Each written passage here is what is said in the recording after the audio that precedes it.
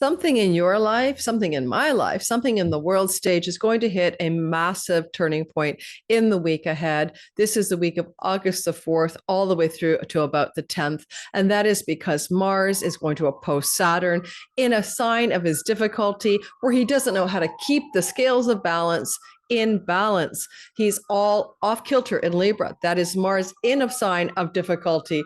As we hear Mars sirens in our background, and we're also noting Saturn in his fallen Aries. The conflict between these two planets can, on the world stage, lead to pivot points in places where war has been already happening. It is indeed a pivot off of things that began in the war stage, the stage of war in April last year, 2024, mostly about Iran and Israel, but also to some extent, Ukraine and Russia. So those are world stage stories, but you're not a world stage and you're not a war. In this week ahead's astrology, I'm going to talk about how a kite formation in the sky gives us clues to where you can get out of a place of fear, contraction, or stuckness, where you feel like you are getting in a place of hitting the wall, or you're wanting to move forward, but the darn parking brake of your life is all the way up. And no matter how much pedal to the metal you're doing, you're barely moving at all. So where you feel like you need to break free of something, thank you to Uranus participating in this kite,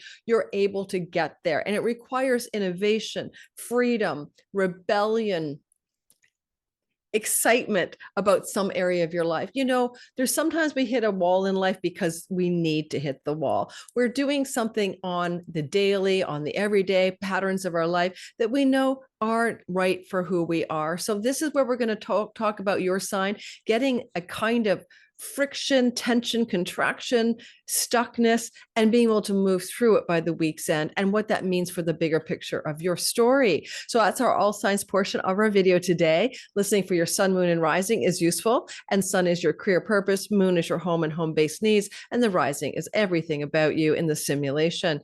In the part of the video that follows this little introduction is my interview with astrologer Dan Waits of World Astrology Report. We're going to break down how this might play out on the world stage with Ukraine, Russia, UFOs, disclosures, nuclear events, and challenges between Israel, United States, and Iran. That story is going to be discussed in depth. If you like world astrology, stay tuned for the interview that I'm going to share with you right now. In the meantime, after this interview, I will guide you through how to deal with this guy yourself. And if you're new here, welcome. My name is Lori Lothian.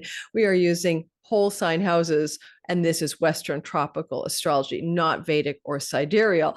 Also, did you know that I teach astrology? I teach a lot of different classes, but my flagship program, Sky Reader, Time Your Best Life, Be Your Own Astrologer, starts up 13th of September. There's an early bird discount wait list. When I open the enrollment cart, you'll be able to get a discount, and you can go read more about the course curriculum itself in the description box below this video. So go check it out. I am recording on August 1st, which is Friday. We have a Mercury retrograde, which means I had a bunch of tech issues. I thought I'd get the early bird shopping cart open, enrollment cart, but I didn't because of problems on the back end.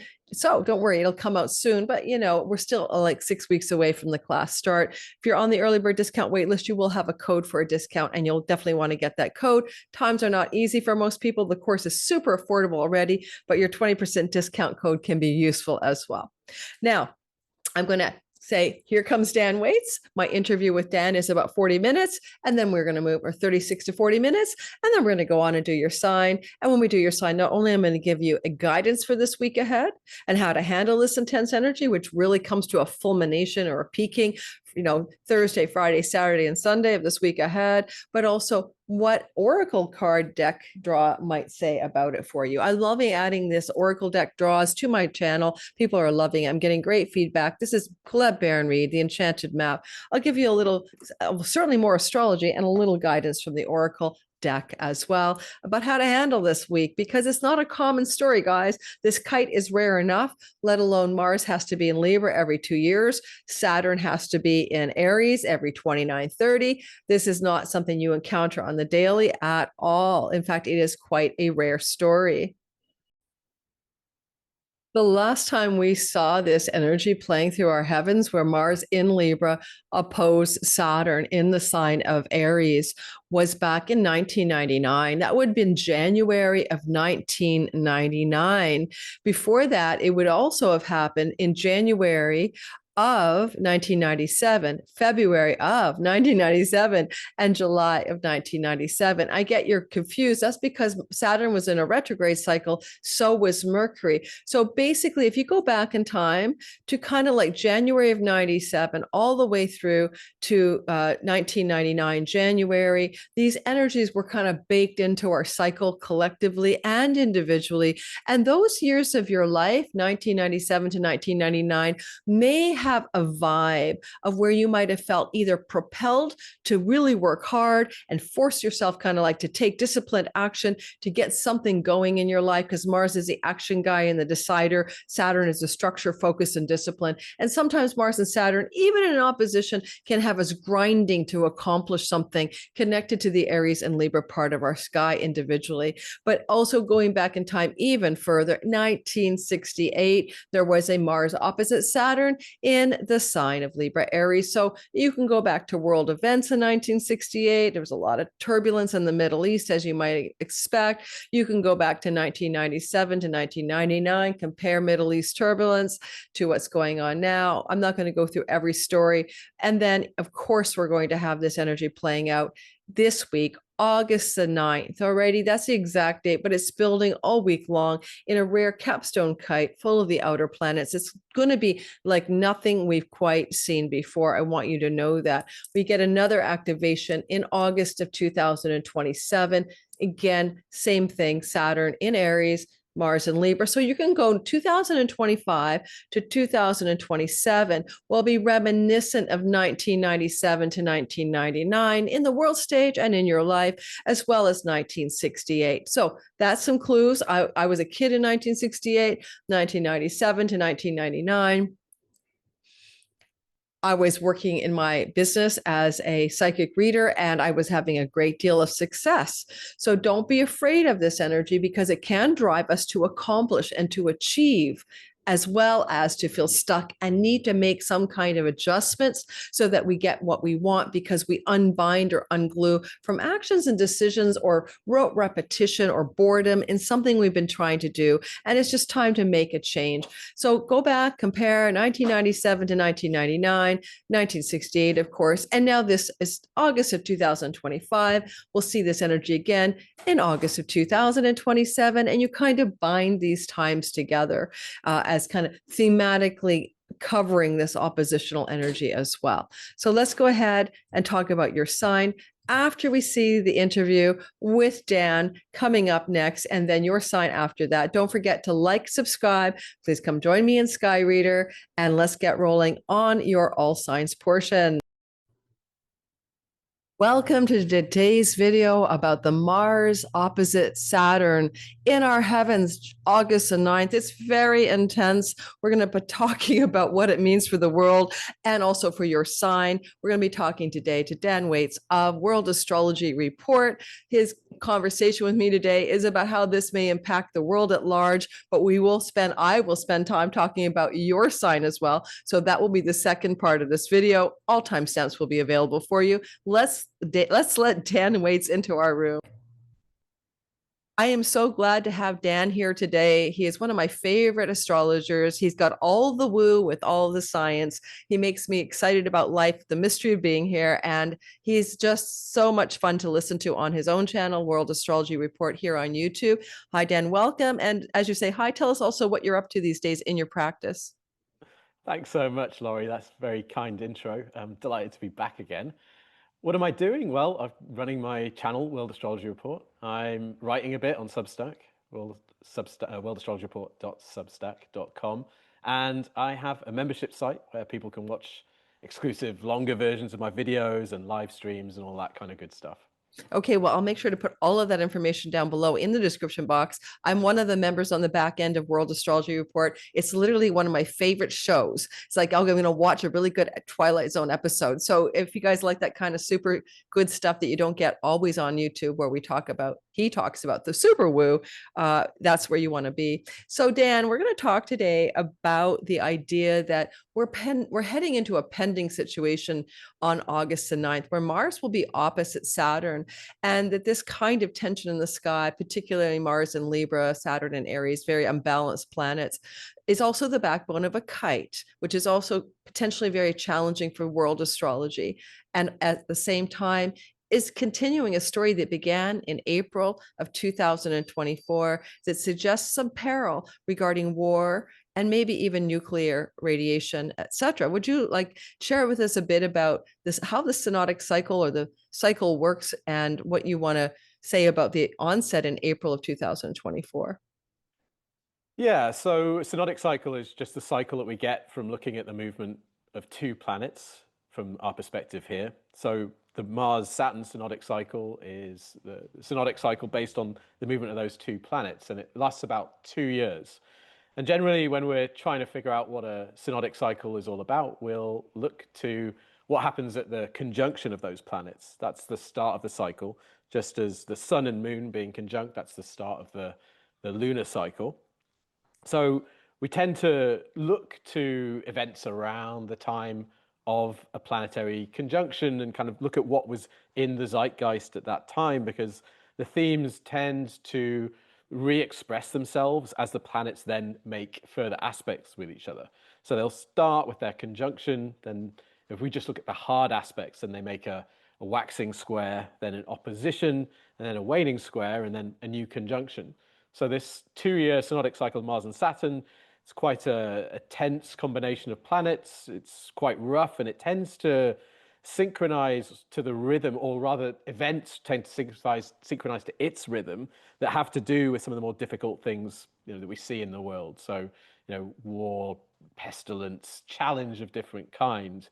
So we want to look back to when Mars and Saturn were conjunct last to try and understand what they're going to be bringing to us in the next few days, next couple of weeks, because they're about to reach their opposition. So we look back to April 2024, as you said, we can sort of maybe get some clues as to what might be coming. And that was really the time when Israel and Iran really got into conflict with each other. Israel bombed the Iranian consulate, I think it was, in Damascus. The Iranians attacked Israel directly, and there was this tit-for-tat exchange of attacks. The Israelis attacked Isfahan in Iran, where the nuclear program is. So you could see that this conflict between Iran and Israel was perhaps going to be baked in to this synodic cycle. And also the theme of nuclear technology, with the attack on Isfahan, where the Iranian nuclear program is, you could see that nuclear technology was probably going to have something to do with this cycle. And again, at the same time, at that conjunctional period, again, April of 2024, there was also an attack on the Zaporizhia nuclear power plant in Ukraine, which suggested that perhaps something involved, again, peril involving nuclear technology in some way could be baked into this synodic cycle, and that then we kind of see more of that at further aspects of the planet's made. And that idea too, because I have people in my channel say, "What do you mean baked in?" I thought it was an obvious metaphor, but it's sort of like if you have a wet piece of clay and you stamp it with something, that energy is going to be there. It's already like formed, and each of the new turning points in the story, just like a heroine's journey or hero's journey in fiction, there's going to be, an opening square, a waxing square, an opposition, and a waning square. These quarter turns of the wheel, like 9 o'clock, 6 o'clock, whatever, 3 o'clock in the afternoon, you're literally turning a time clock where those original themes are going to go through turning point stories for the world. And we talked before everyone got here, we're talking about the association historically with nuclear threats and the appearance of unidentified flying objects or aerial phenomena that's unknown. And we might expect a few of those things to be picking up as well during this cycle. Is that correct? I think so. I've been looking at the UFO phenomenon and looking at other cycles that seem to indicate that that's likely to come to prominence at this time. So even if you take the astrology out of things, there's a historic link between UFOs and nuclear technology. In fact, the UFO really just appeared at the same time that we invented nuclear weapons. We had the first explosions in 1945, and around that time we're seeing the Foo Fighters in the Second World War, and then 1947 you have Roswell, you have Kenneth Arnold's flying saucers. So these two things are linked, and there's a long history of sightings of UFOs at nuclear sites. And interestingly, we're actually seeing some stuff coming out about this right now. I was telling you earlier about this really interesting study that a couple of astronomers have done. What they've done has study old pictures from the 50s of the sky. And what they've noticed is that there are thousands and thousands of what they call transients in these old pictures. This is before any satellites were in the sky. But a transient is basically a light that's seen in the sky, and then a few days later it's not there. So it's not a star, it's something else. And obviously these are astronomers, they know what the planets look like, they know that they're not those, and they've essentially found evidence of thousands of these transients in the sky in the 1950s. But what they've also found that's really interesting is that there was a real correlation between seeing these objects in the sky and nuclear testing, which is fascinating. Yes, I know. And there was some kind of exposure or leak or whistleblowing story in recent times about the realization that apparently non-known objects in the sky, UFOs, correlated with turning off nuclear, what do you call the sites, the silo sites or something? Remember that one? Yeah. Yeah, there are documented cases of that. UFOs Disabling. appearing at nuclear sites and disabling or messing with the silos, for sure. Yeah, yeah. Well, I mean, we are our own worst enemy here on Earth, and that's definitely the thing is that we don't know. Is it so much that it reminds me of Star Trek, the Prime Directive? They can't interfere, or is it really that if we screw up our world with nuclear, disaster, it somehow ripples throughout, other either worlds or dimensions in a way, that there may be more at stake than just us. That's always a thought I've had about that story. We think it's, oh, we'll do humanity in, but maybe there's something deeper going on here. So who knows? But yeah, so we had all that stuff going on with Iran. And yes, it was like, oh my God, there actually is like the two kids are in the playground fighting visibly in front of everybody, not subtle, quite obvious. 300 drones by Iran were sent to Israel in April. Like this is real engagement. And so that energy is not like, oh, stealth engagement. It's really happening for the first time where those two are in visible warfare with each other. So then in August of 2024, we ended up with that waxing square between the two of them. And we saw some stuff. Do you want me to read what I took notes, or do you want to talk about it? Up to you, Laurie. I'm happy to. Well, I was taking notes for one of Dan's videos, and I was wanting to say, wow, this is intense. Israel assassinated a Hezbollah commander in Beirut at the time, and also admitted to killing Hanaya in Tehran, which is the Hamas leader. And I found it interesting at the time where all of these assassinations were taking place because, the star Algol was very activated with Uranus on it. That's the same star that almost decapitated Donald Trump, right, to lose one's head last summer when Mars-Uranus co-joined on his midheaven and squared his ascendant. But also, it's like the idea of taking out a head of state, right? You're not going to war, soldiers on the battlefield clashing with each other. It's not even that. It's not airplanes fighting like in the sky. This is a new kind of warfare. It's to decapitate a head of a leadership of Hezbollah or Hamas, and decapitation is equally, you could call it, unaliving, or, the A word. We're already deep into the video. You don't say that word in the first 15 seconds or you're in trouble with the algorithm, but literally that's the kind of warfare that has been ongoing and very visible because the star Algol is about decapitation of the head of the Medusa. So I find that just fascinating in a literal way. Yeah, absolutely. It was really interesting at least from an astrological perspective, watching what was happening in August, because as we said earlier, you tend to see the themes being baked in to these cycles at the start. So we have this, Israel-Iran conflict baked in there. And then in August, as you say, we had all these decapitation attacks. And then there was this huge tension based on, how was Iran going to respond? And they actually didn't respond until a little later, but the scene was very similar, because in April it was kind of, there was this real expectancy between, you know, is each side going to do? And Yes. the feeling was very, very similar back in August. It was almost the same.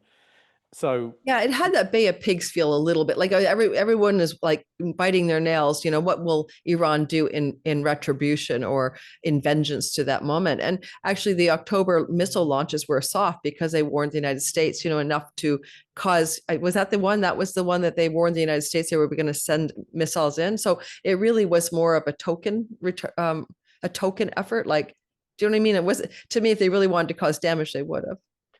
yes, and we saw that in the most recent bout of conflict as well a few weeks ago. I think the Iranians attacked a US base, and they pretty much warned them in advance that they were going to do it. So obviously there are people who are trying to avoid this exploding, and you know, in Iran they don't necessarily want full-on conflict with Israel, but nevertheless, like the sense, the kind of archetypal theme, kind of expectancy, tension, conflict between these two countries, it came up both at the conjunction and the waxing square, and we're just reaching the opposition now. So you have to wonder if it's going to come up again in a similar way.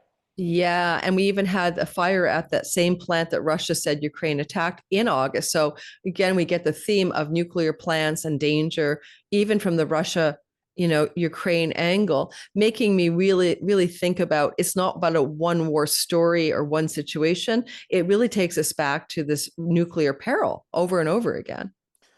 Absolutely. And it seems like that theme in us is somehow running through this cycle, and we may already have seen it coming up again, because with the massive earthquake and tsunami that we've just seen this past day, they Mm-hmm. actually evacuated Fukushima nuclear plant in Japan. And what's more, this is something I haven't been able to completely confirm, but I'm seeing reports saying that this earthquake took place where the Russian nuclear fleet is based. Wow. So Wow. yeah, so there could have been damage there. These are nuclear powered submarines. It's difficult to get information about this kind of thing, and some of these things, you know, you see them on Twitter. They're not necessarily true, but that's what we're seeing. So already this theme seems to be expressing itself once again right now, and we We haven't need to even. talk about Josh then. Josh Maitland, you're a remote viewer at least a couple months ago. And can you share? So Dan worked with a remote viewer in not a double blind, which you can do, but he had questions for him that the remote viewer would tune into, not knowing what the subject matter, the target was, the task was. And he came up with some themes for August. Would you talk a little bit about that for us? Yeah, so I've been looking at this astrology that we're seeing right now for quite a while, and you know, it's quite striking. It's obviously very powerful, and I decided to work with a remote viewer who's a member of my membership site. His name's Josh Maitland, and he's been doing remote viewing professionally for a little while now, and he teaches it. Actually, he has his own school. So what we decided to do is I set him a target, and as you say, you know, the way you should do remote viewing is it should be ideally double blind, meaning that the remote viewer gets the target from somebody who also does not know what the target is. But we didn't do that. I gave Josh the target, but I didn't tell him what it was. So essentially, what I wrote down is, I'd like you to look at what mundane astrologers are going to say about what has correlated to this kite configuration that we're getting right now. And he knew that the target had come from me, but he didn't know that that was the target. I just gave him a target number. So this is why remote viewing is really compelling data, because you know that the person isn't just kind of imagining what they think something might be. But it Mm-hmm. wasn't maybe watertight, because Josh knows me, he knows the kind of things I'm into, he knows what I talk about on my channel and so forth. So in that respect, it wasn't completely watertight. But he got some crazy data around that time. You know, he saw there was the theme of UFOs and nukes came up like in multiple sessions. He did several sessions on this. There were submarines. There was he said at one point he saw a load of water rushing towards somebody on the shoreline. And with this stuff, I'm wondering if we've already maybe seen some of this, because we've just seen this tsunami again, this apparently this nuclear submarine base in Russia has been hit. So some of this may already have manifested a little bit earlier than we expected. But yeah, he saw some really, really dramatic events and quite worrying ones. But he also had this theme of revelation, kind of things being revealed, things that were once secret kind of coming out. And so, you know, we're still a few days away from this configuration really being felt, right? I think it's August the 9th when it August goes the 9th. exact. Yeah. And Yeah. we've just seen pretty major events, and some of those themes that from Josh's remote viewing sessions are already coming through. I've noticed tracking Mars cycles and Mars actions. I'm really into Mars as an Aries sun, moon, and rising. I've noticed that Mars doesn't wait to deliver the payload. Like it's not like after the conjunction or after the opposition, Mars shows you what it's about. Tends to be like front loaded and a little bit before. And in that regard, I find I'm literally anticipating anytime 7 days, like August 2nd to the 9th, to see what this is about. And you brought my attention to Lynn Coyner's research on kites, that they actually can be quite a devastating energy for the world, and not always like zippity doo dah, let's go fly a kite, especially with these malefics, Saturn and Mars forming the backbone, and Mars being out of balance. Like when Mars was on the south node in the fall, October of 2023 in Libra, the rising sign, ascendant sign of Israel, along with the eclipse that October. But still, Mars, I always think of Mars unable to find the balance of anything. And when he's like, Mr. Mars in Libra and Venus's sign, things go skewed one way or the other. And so, baking in the onset of the war, or the military action that Israel's taken in its occupied territory of Gaza, politically correct me, basically that energy began with Mars in Libra, and that here we are 2 years later, Mars in Libra. Mars in Libra makes bad choices. Okay. Mars in Libra is not balanced in responding to things either. Think of asymmetrical warfare, disproportionate response are keywords for what Mars can do in Libra. And now we have this debilitated Mars in Libra opposite a fallen Saturn. But you did some investigation of the kite and Lynn Coyner's thoughts on that. Can you share a bit about what kites can do for the world? Yes. So this astrologer, her name was Lynn Coyner. She did research on a lot of kite patterns, and what she found is that they tended to be correlated to major disasters. She found a lot of disasters, both natural and man-made, have kite patterns in their charts. What she also found is that often the disasters that she clocked with these kite patterns, they tended to lead to remedial action being taken, or kind of new regulations or action designed to prevent this thing from happening again. Mm-hmm. So there is some, sort of hope associated with these things as well.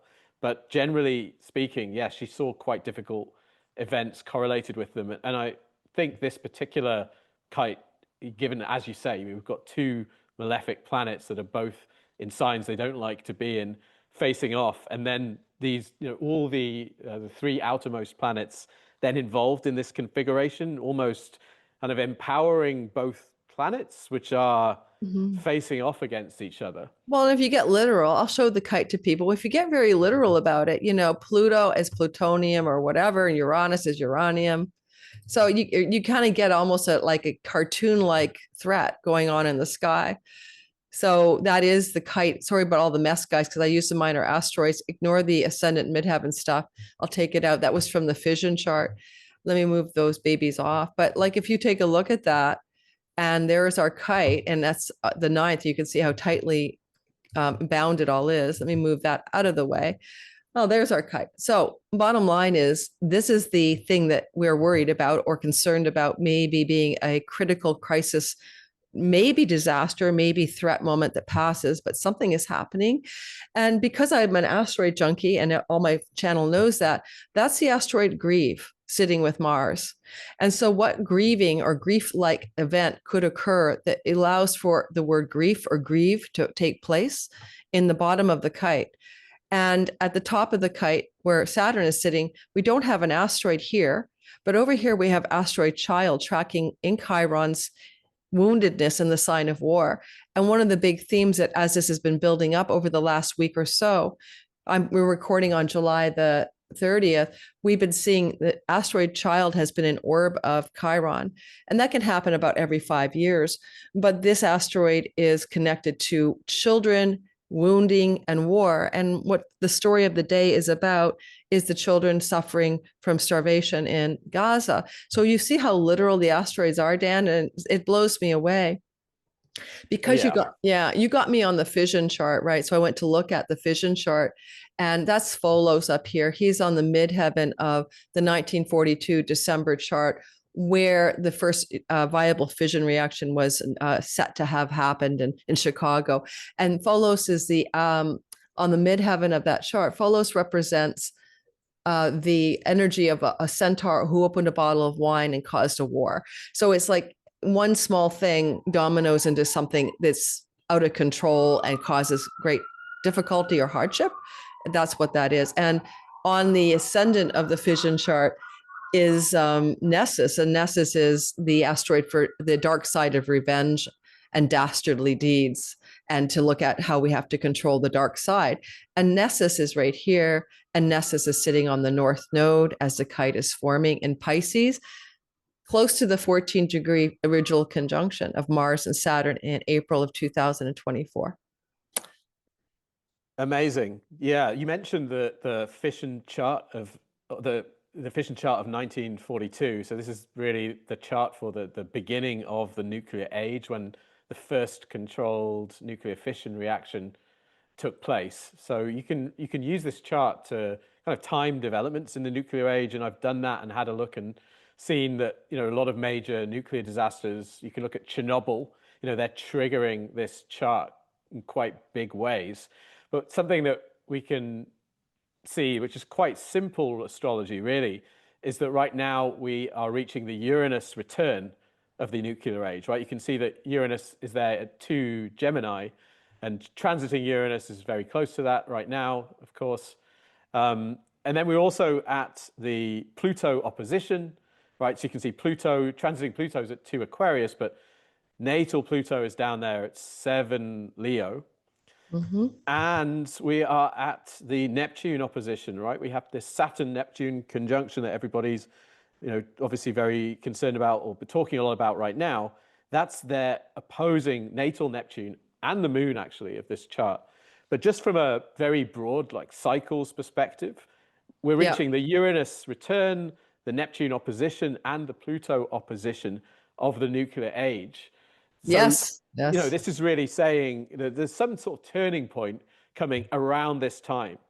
You know, maybe this over the next year or two, when these oppositions and conjunctions are really happening. So there's some kind of turning point, and you have to wonder what that might be. And it doesn't have to be the most doom and gloom scenarios.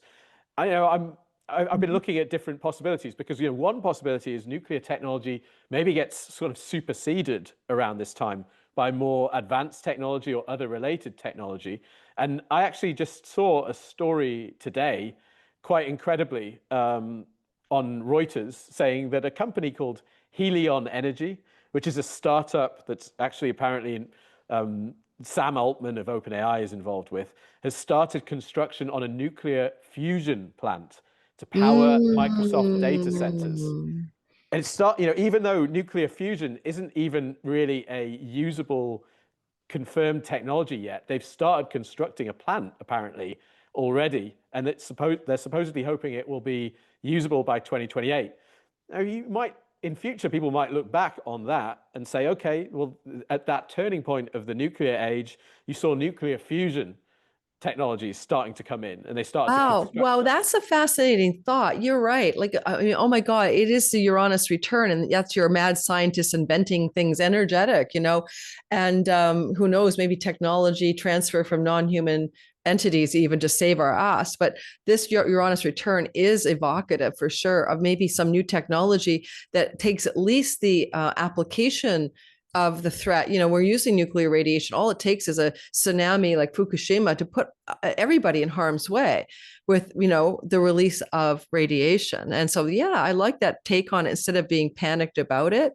And of course, it is it is that Pluto story also, like where we are here, like where did I find that? Pluto will be going into an opposition to the moon of Israel next year, more exactly. That's pretty daunting.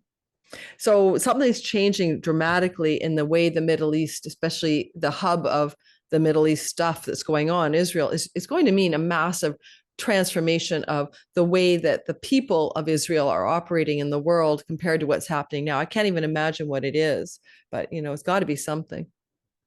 Yes, I agree. I've seen that Pluto opposition to the moon coming, and given what is going on now with Iran and how they almost really ended up at war recently, and it was pulled back. But given that this cycle does seem to point to more of that, and given that that Pluto opposition is to the moon is coming next year, you have to wonder what that might involve, because it does look like some kind of really really powerful kind of process affecting the people of the country. So it does, that's one of a few factors that do seem to suggest that there might be great transformation coming to the Middle Yeah. East in the next year or two. There needs to be, for sure, for the stability in the world. This is Eccles down here. I wanted to check what it was. I keep forgetting what that guy looks like. This is about a centaur killed by a blunt force trauma, a spear hitting him and killing him or whatever. So it's death by spear. Okay. You can call a projectile, death by a projectile from a flying spear. So that's on that Pluto right now that is sitting in, the fission chart as well. So again, this is, if you think about how nuclear devices tend to fly on missiles, right? This is still another daunting story. Yeah, absolutely. And yeah, I mean, it's interesting also all the Sagittarius stuff in the nuclear chart as well. And how you can also see the kind of missile kind of signature Yes. there. Yes, yes, yes. Of course, the archer and the bows, the flying arrows, for sure, over here in that inception chart. This also there's different charts for Iran, a couple Aries risings, but there's also the Leo rising chart, which also gives it Iran and April or Aries sun. But that is 17 degrees. That is the ascendant degree in the Leo rising chart of the nation of Iran, and it's right embedded in this whole fission chart in a very evocative way. It also reminds us that on August 9th, the sun is right on the ascendant of the nation of Iran. So, Wow. yeah. I hadn't seen that. Yeah. Yeah. I know it's a little interesting. I kind of wonder if there is the last salvo here, so to speak, in the crisis between Israel and Iran is going to be like Lynn Coiner's kite, right? We're going to have to make a fundamental change as humanity towards weapons of mass destruction and the threat that they present us. Yes, for sure. This is something that clearly runs through this conflict, because we're talking about efforts to like shut down the Iranian nuclear program and attacks on Iranian nuclear sites. And you have to, you think about that and you think, well, what can go wrong? I mean, these are sites that are full of radioactive material.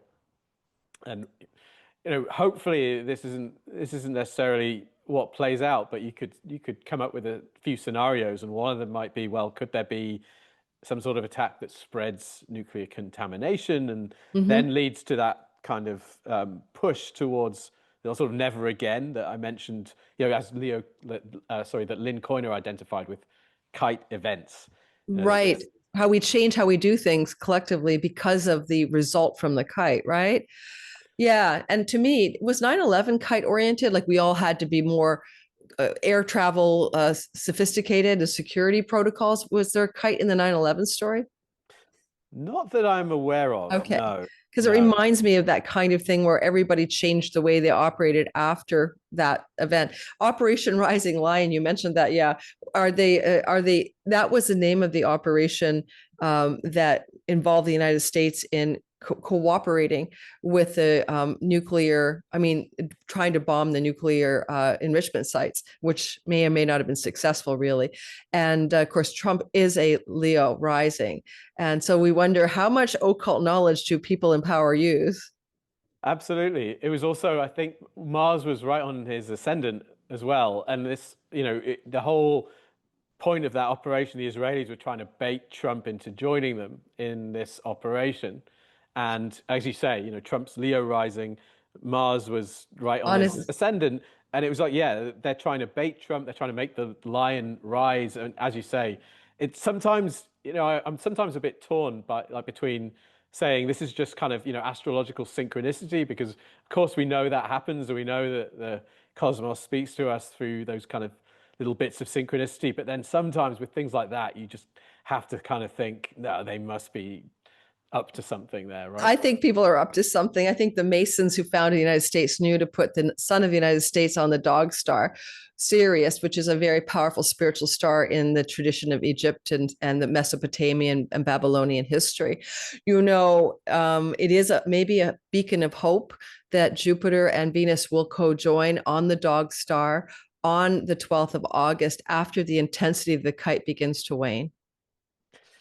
Right. Yeah, that Jupiter-Venus conjunction in Cancer is quite sweet. And yeah, as you say, the US has quite a lot going on in Cancer, which is kind of interesting. You do wonder, like, what is the story that plays out here that kind of brings in this quite challenging astrology that we see with the kite, but then there's this some sort of like comfort happening in bounded spaces here with the Jupiter and Venus both in Cancer. Yeah. And because it's on the sun of the USA, it gives it some kind of focal point for that solar identity. The sun of the United States, because, in a chart for a country, can represent its leader or leadership as well. So it looks like a heavy handed sky for the first 10 days of August. And then maybe related or unrelated, some little oasis of sweetness. Oh my God, over there. Yeah. Okay, Trump gets the Nobel Peace Prize because he manages to de-escalate something. Okay, all right, we'll go with that possibility. Guy's all over the map. I think he's got his sun is in Gemini with this. Like, to me, I know it's a cliche, but Jekyll Hyde. Gemini seem to have split personalities. If you know enough of them, you'll know what I'm talking about. And like literally, sometimes I wonder, it's like the angel and the demon, and the guy's like da da da da da da da, and he doesn't know which one to listen to, and he keeps flip flopping. I mean, the flip flop, is so Gemini from his Gemini sun. Yeah, I can go along with that. I have quite a lot of Gemini in my chart, and what is the right thing to do here? Oh no, that wasn't the right thing to do. I'm sorry about that. Let me change tack. Okay, and when we go to the cartoonish nature of reality, on the fission inception chart, there's an asteroid from the Algonquin Indian people of North America, Tewana Wayakowers. I can't pronounce it. And it's about the evil god and the good god who grows this beautiful garden, and the bad god who destroys it with the weeds. And there is that energy of that asteroid baked right into the inception of fission technology. And we have to understand that we're playing with literally what we can do to grow with I can't remember which planet it's on right now in that chart. I didn't write it down, but it's like, what can we grow? I think it was on, no, I can't remember. What can we use that technology for that's fertile and allows for growth? Like technology, right? That gives us energy, forms of energy, but also that it can also be completely destructive. Right. That's yeah, that is really interesting. That's the duality of nuclear technology, with the great creative and destructive power, which both of which we've explored the use of in the 20th century and beyond. Exactly. Well, I think that we kind of got through it all, and I don't know if there's anything else to say. Do you have any other thoughts about the kite, and how in your life as an individual will you be doing your thing around the 8th, 9th, and 10th of the month? Are you going to stay in bed all day? I think I'll probably be laying low over that period, but in fact, that's actually not even true. I'm going to be flying around that time. Oh, you brave soul. Yeah. And that was something I booked ages ago without even thinking about it. I don't elect every chart for things I do, because that way madness lies. And yes, I did notice. Interesting. I don't think I have anything on my books per se to do or not do at this point, but when I do the all signs, when we close out, I'll be doing the all signs for the rest of the people. I'll just be talking about this pattern in terms of the planetary rulerships that Saturn and the houses that they rule in the chart and Mars, and we'll make it like something useful for you guys if you're listening still to us. So not something to be nobody. I always tell people in astrology, well, we look at these stories that are catastrophic or massive and global and epochal, we hover our little lives and we work with the same energy on the micro and the macro, right? And so you'll still feel that tension in your daily life, but it will likely be with a partner, with a job situation, with a difficult circumstance with your pet or your landlord. The opposition will usually give you an I thou tension, you and some other that you have to deal with. But micro level, it's realizable in terms of breathe, take a deep breath. Don't get, as Adam Ellenbus says, grabbed by the sky. Don't let the sky grab you. The planets are grabbers, grahas in Indian astrology. Take a step back and see what you can do with the energy, really. Yeah, I agree. And also maybe asking, what am I being shown here? What's the lesson here? You might feel like there might be a sense of kind of, as you say, confrontation or a block, or like, I can't go any further in this direction. But that's not always a frustration. a bad thing. Yeah, Mars-Saturn, like hitting a wall, or the gas pedal is, got the handbrake on at the same time. That's a classic like tension between those two planets. Exactly. Well, it was so pleasurable to see you again and chat astrology. Go check out, guys, World Astrology Report. Your Dan's channel is growing like really fast, and it's very well received. And his production values make me jealous. A lot of great editing, a lot of great production value. Like you're watching a very slick production, and it's very entertaining. So thanks, Dan, for coming up today and chatting with me on July 30th. And we'll be getting this video out shortly in the next 2 days or so, 3 days. Maybe. Thanks so much for having me again. You're so welcome. I'm going to cut our editing off. I'm going to stop and just say goodbye to you privately. Welcome, guys. We're doing your sign. We're talking about how to deal with this intensity of a kind of Mars and Saturn opposition, where there can be a sense of frustration or a need to make a big decision to change the way things are being done, new structures, new forms. But some of you can harness this energy. You can make it about focus, discipline, intense work energy, where the work is getting done no matter what, or the things are happening no matter what. You have to get through sort of what's that word I want? Like resilient persistence, to get stuff done, whatever the stuff is that needs to be done based on your sign. We're starting with Aries today, and I hope you enjoyed the interview with Dan that now is behind me. Some of you watched it. I really enjoyed that myself, and I will be putting out the separate video of this on my World Astrology playlist. I did talk about a tsunami or an earthquake happening in July on my World Astrology video that I put out in early July, and also that did actually come to pass. So and I was going off of the manga prophecy, but I said I didn't think it was going to be July 5th, but by the end of July, we would have a mega quake, magnitude quake, and likely a tsunami. We had a tsunami warning. I don't think things were too bad. I'm glad that it wasn't. I'm not sure we're still out of the woods, though, in terms of the earthquake magnitude risk for earthquakes, especially California. All right, so let's get going and talk about Aries sun, moon, and rising sign. I have an Aries sun and moon I can relate. Don't forget, sun can be connected to career purpose matters, and moon to your home. Rising sign is your character in the simulation. You are at the epicenter of this kite. This kite is looking like it's pointing straight at the early Aries degrees where Saturn and Neptune are joined together.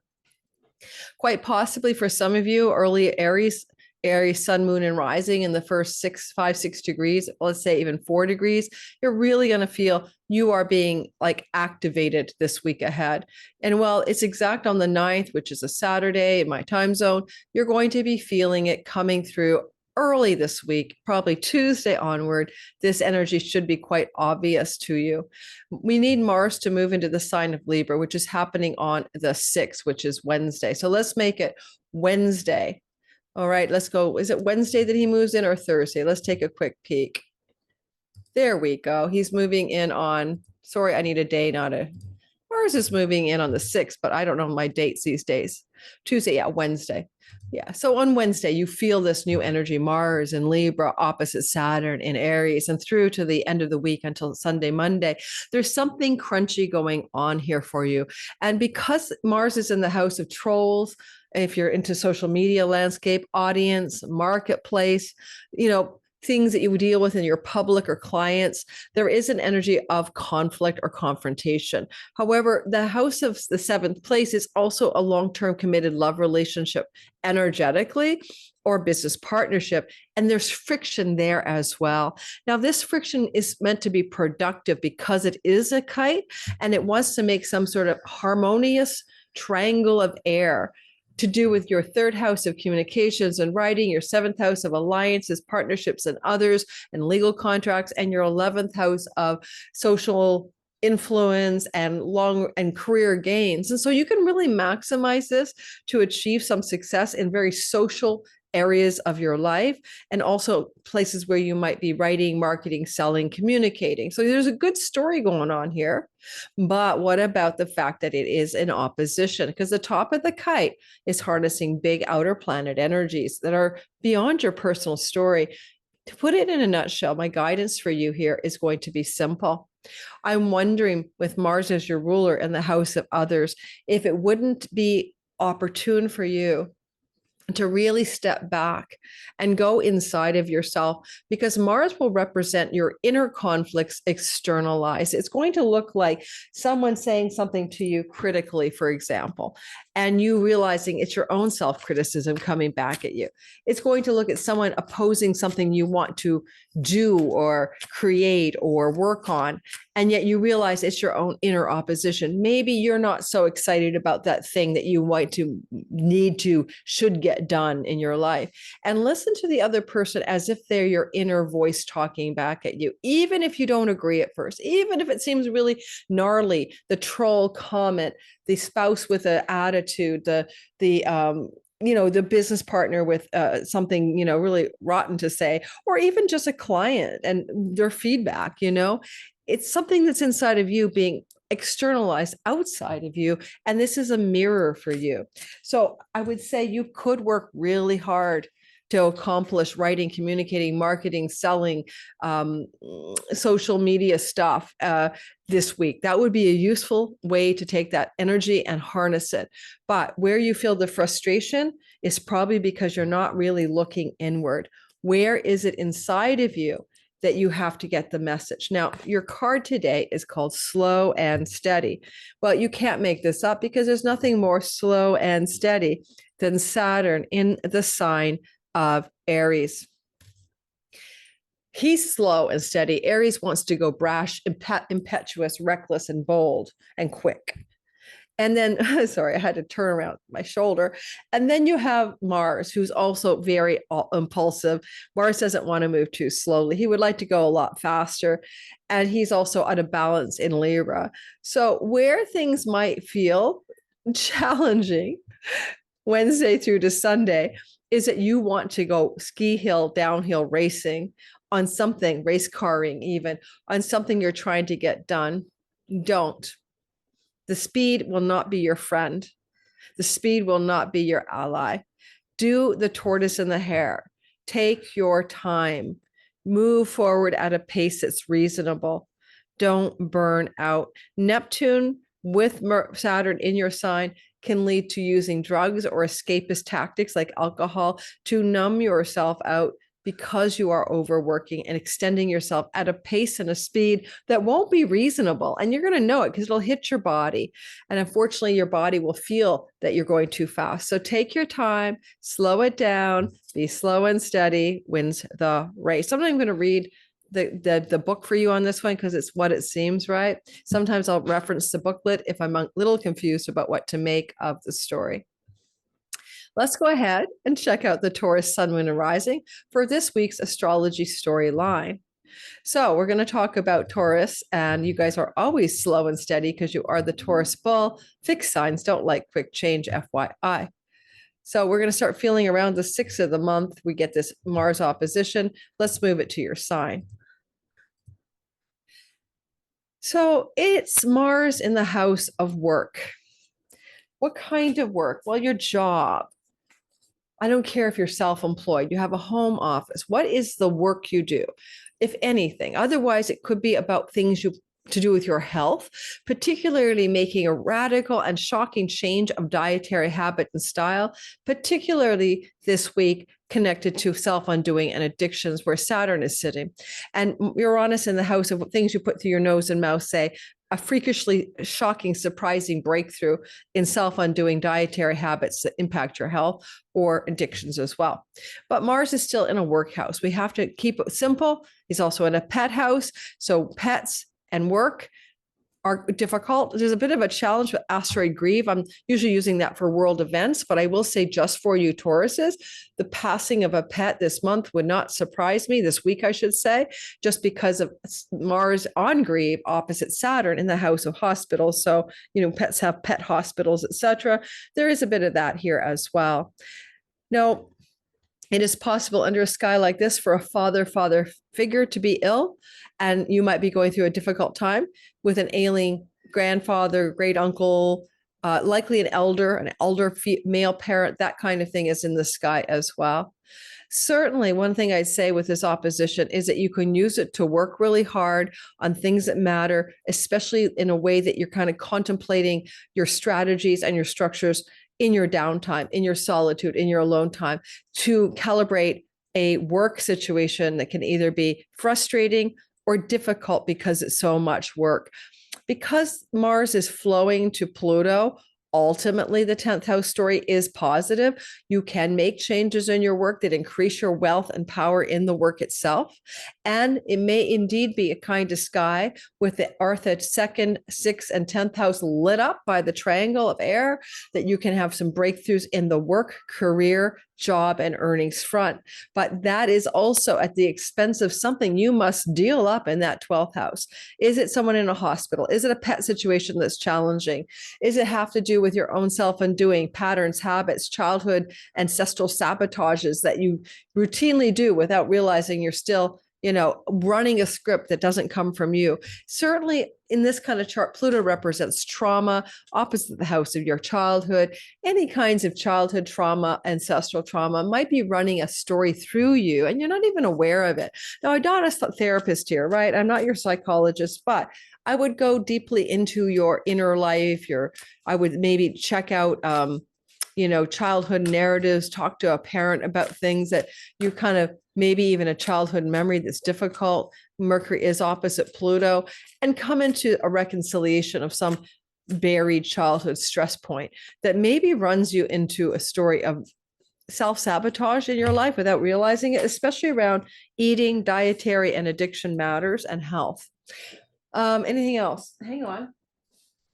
An unexpected surprising opportunity regarding rental property. Mercury sextiles Mars.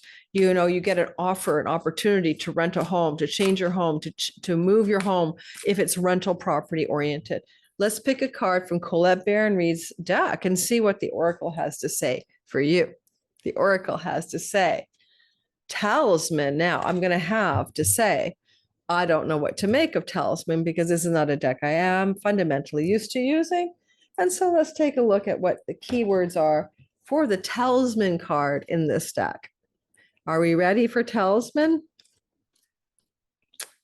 Hope it's alphabetical, but I believe it is. Makes it easier. Really? It better be. No, it's numeral 49. So here we go.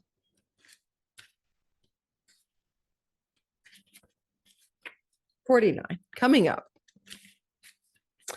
A lesson truly learned is crystallized as earned wisdom. You have all you need for the success you seek. You have a lot of success in this Kite because it activates the work, money, and reputation and career zones of your chart. So it tells you to watch out for traps on the road and familiar patterns that you need to avoid, and allows for you to recognize your allies and know where to find the best routes on your path. It says that you're at a place where you know the right things to do and the best choices to make. You can't commit a mistake. Whatever your inquiry, great fortune does await you. You have the wisdom to arrive at the right decisions. Mars rules decisions, and he is very importantly activating the wisdom of Saturn, the sage-like qualities in the house of quiet contemplation and introspection, even nocturnal dreams.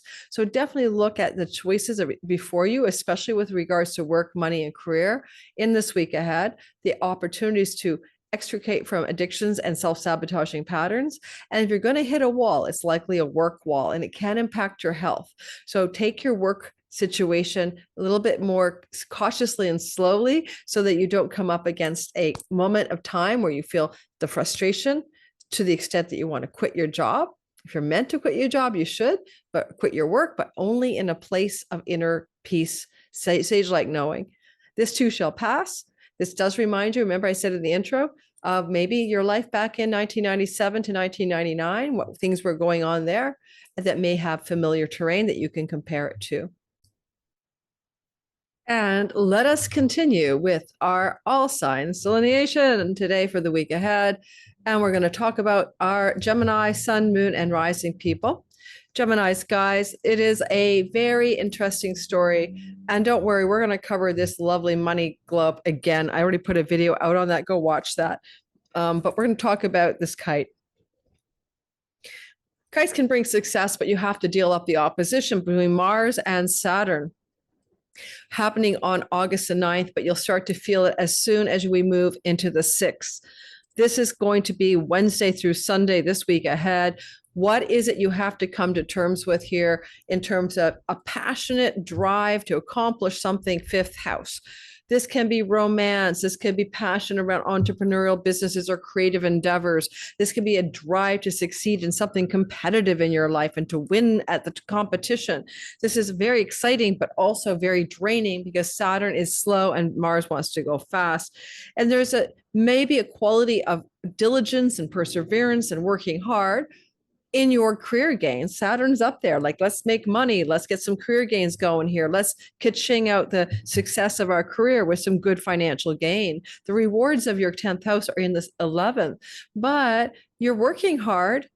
You're doing the thing. You're keeping up with the schedule. And Mars is wanting you to go faster on the treadmill, maybe, of some productive, creative, entrepreneurial energy. And you might be coming into an exhaustion, frustration, or depletion energy here. Mars is out of balance in Libra. He can be a workaholic or a creative energyaholic. You just can't stop. You're churning, going. You don't want that. You need to find the outlet here that is something more useful, or for lack of a better word, that won't have you fry yourself here. It can even be a social burnout, right? You're like hanging out with your groups of friends up here and you're trying to parse your obligations and responsibilities, but Mars is so busy in the entrepreneurial and creative field, you just can't blend those two together right now.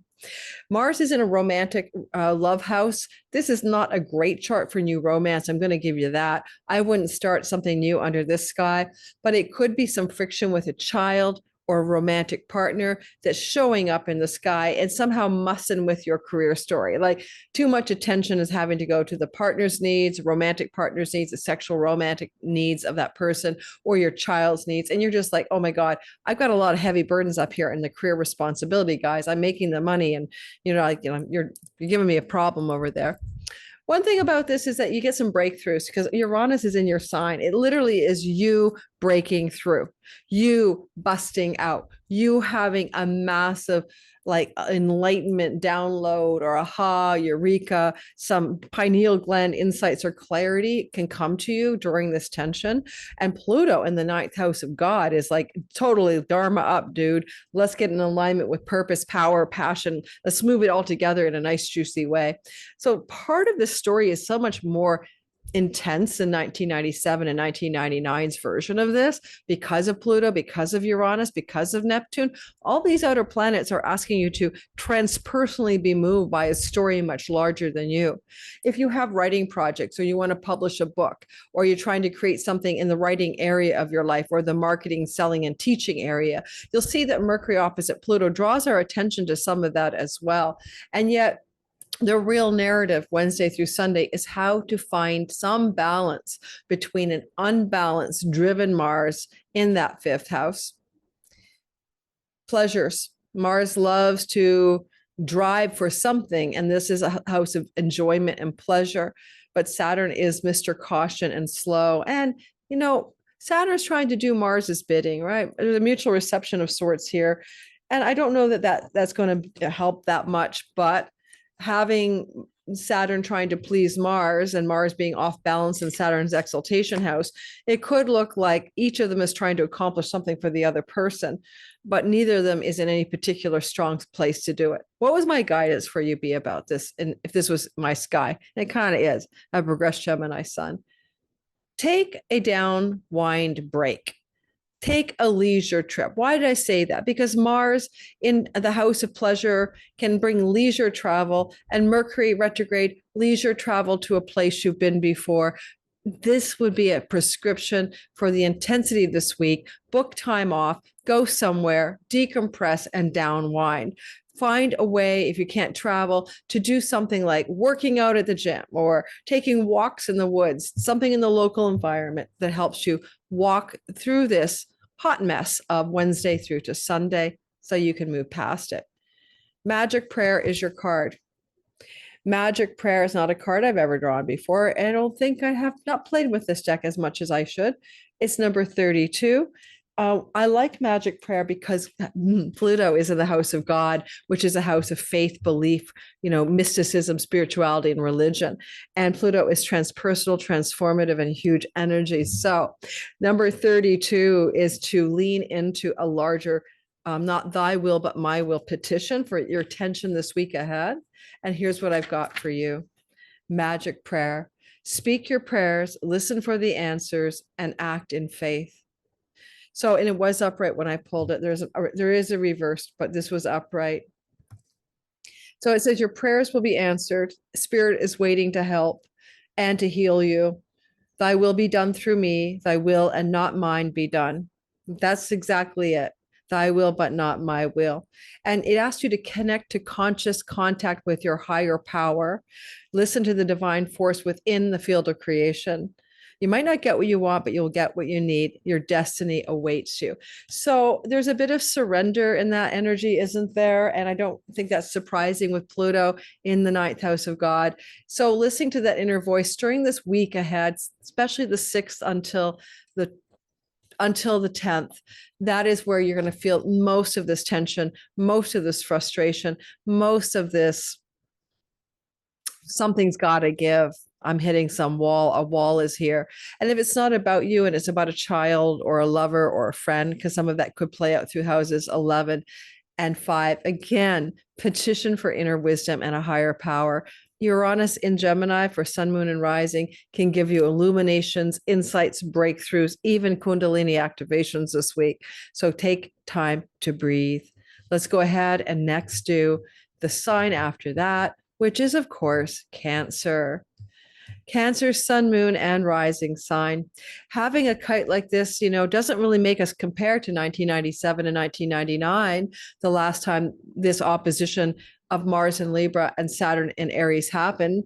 We don't have anything to really connect to this intensity of the outer planets participating. But I will say that the tension is going to happen in your home life. It could be with someone you live with, somebody in the environment of your property, your home, maybe in your town or neighborhood, but more likely in your home. And the tension in the home with Mars in Libra, trying to find balance, trying to please people. He's not good at that, can fly off the wall and get out of control. Someone yelling at someone, disconsolate, someone you can't even, someone's having a problem. They're having a rage attack or something in your home. Now, Saturn at the top is like, okay, let's try to calm it down. Let's try to deal this up with some calm, sage-like wisdom and structure.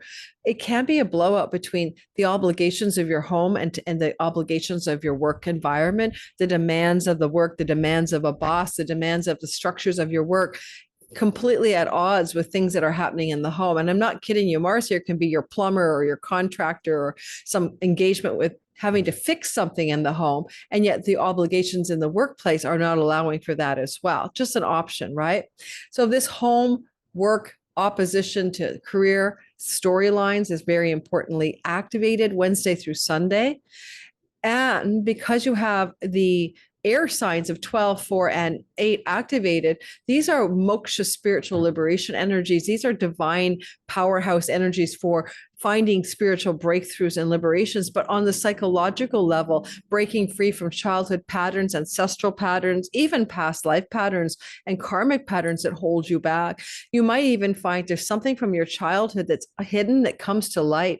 Mars trining Pluto, hidden things to do with your mom, your dad, your growing up years being revealed in shocking, surprising ways. And that's okay, because if some insight dawns on you or some clarity happens, it's going to free you. And it's going to free you to pursue changes in your home environment that you really want to make, but have been afraid to do so. I want to move my home, sell my home, add an addition to my home, kick somebody out of my home, like my child. I say my child because Mars rules your house of children. Maybe it's time for a child to denest, just an example. Maybe you want to move back to your home and you're afraid to do so. Maybe there's a hesitation to go, I'm moving back to my hometown, I'm moving back to my homeland. Those are stories here. So where you have fear, constriction, and constraint and frustration, you're having breakthroughs here. Some of you may even make some career breakthroughs off of this, because certainly with Saturn, Neptune up there, you're trying to make some career dreams and gains and goals come true and real, but you're having to pull back the tide on what's sober-minded and realistic. What can you actually do in your career that you can accomplish? It's not a fantasy, and that you're going to be able to have positive gains from as well. Now, I'm going to draw a card for you, and we're going to see how Wednesday through Sunday's frustration field can play out from Colette Baron-Reid's Oracle deck. Let's see what we have here for Cancer. We have Moonlight. Whoa.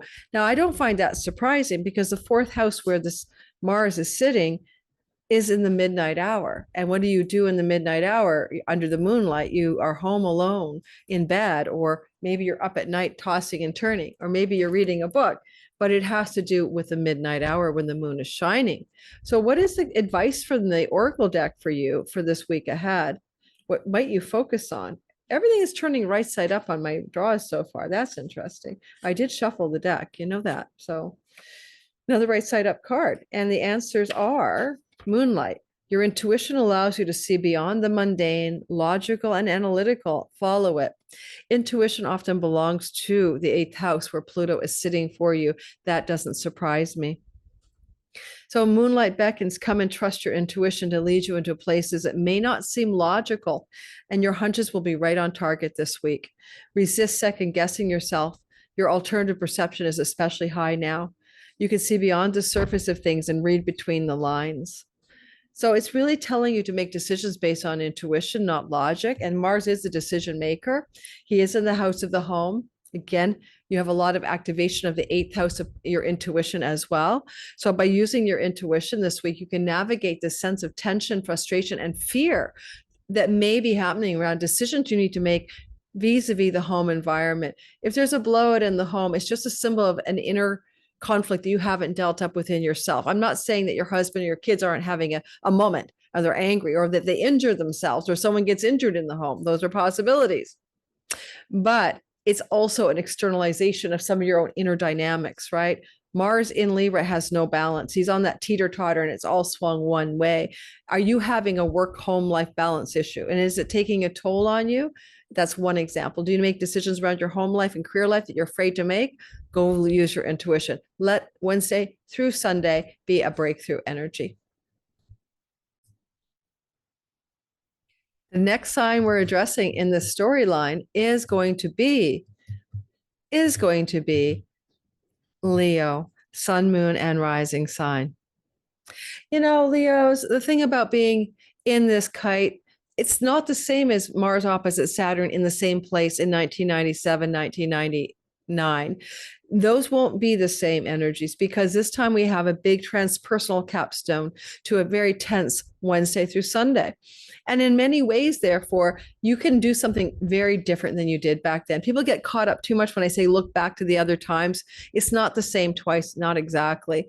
So Wednesday through Sunday, you're having to take action, drive hard, make decisions regarding third house matters, neighbors, neighborhood, a younger sibling, aunts, uncles, cousins, writing, communicating, marketing, selling, teaching and learning, and all the social media sphere as well. That's where a lot of energy is going to be with Mars here. And opposite Saturn. And it's like, oh my God, I'm up against some very contracted energy. Almost feels like hitting a wall or parking brake gas at the same time. Your vehicle is having a struggle how to move forward. To what ninth house? That's where Saturn is. He wants you to live up to your Dharma, to align with wisdom to your truer purpose in life, to find meaning and purpose in life, but also maybe it's a matter to do with travel. Maybe there's a turning point pivot of contraction, fear, or frustration around a travel opportunity. It doesn't have to be a negative thing either. It could just be like your trip is canceled, the airline shutting down, they're canceling flights. If something like that happens, it's just a part of the sky, right? But also, any of the writing projects, especially, or communications projects, Libra is library, Libra book. And in a way, it's kind of frustration in those areas as well. Don't try to push forward in getting your essay into the professor or getting that book rewrite done. These things might feel very hard at this time. Instead of moving into the contraction, take a step back and ask yourself, why is Pluto in my 7th house and why is Uranus in my 11th? Well, houses 11, 3, and 7 are air here, and they're also comma houses. They're houses about what you desire and what you want in life and how you relate to others in your life, your relational energies. And your marriage partners over here, and your clients and audiences here. And up here are your friends and social networks. And so all of this energy is very intense this week ahead. An elder sibling can be very positively intense in this chart. That's up here. A younger sibling can be intense. That's right down here. So there's sibling energy squishing all over the place. Pluto in the 7th house may be a situation where a significant person in your life is also engaged in trying to help you work through this tension between the drive, ambition, and focus that you're trying to bring with some struggles to your 3rd house storylines. Sometimes travel with Mars here is a foregone conclusion, but be careful. Mars here can be driving your car into a hedge or off the road or, bumper fender bendering somebody. Be careful. Not only just this week ahead, that's going to be true for 6 weeks, but this week in opposition to Saturn, road rage, frustration in driving. Watch out for that stuff. It's not the way you want to go.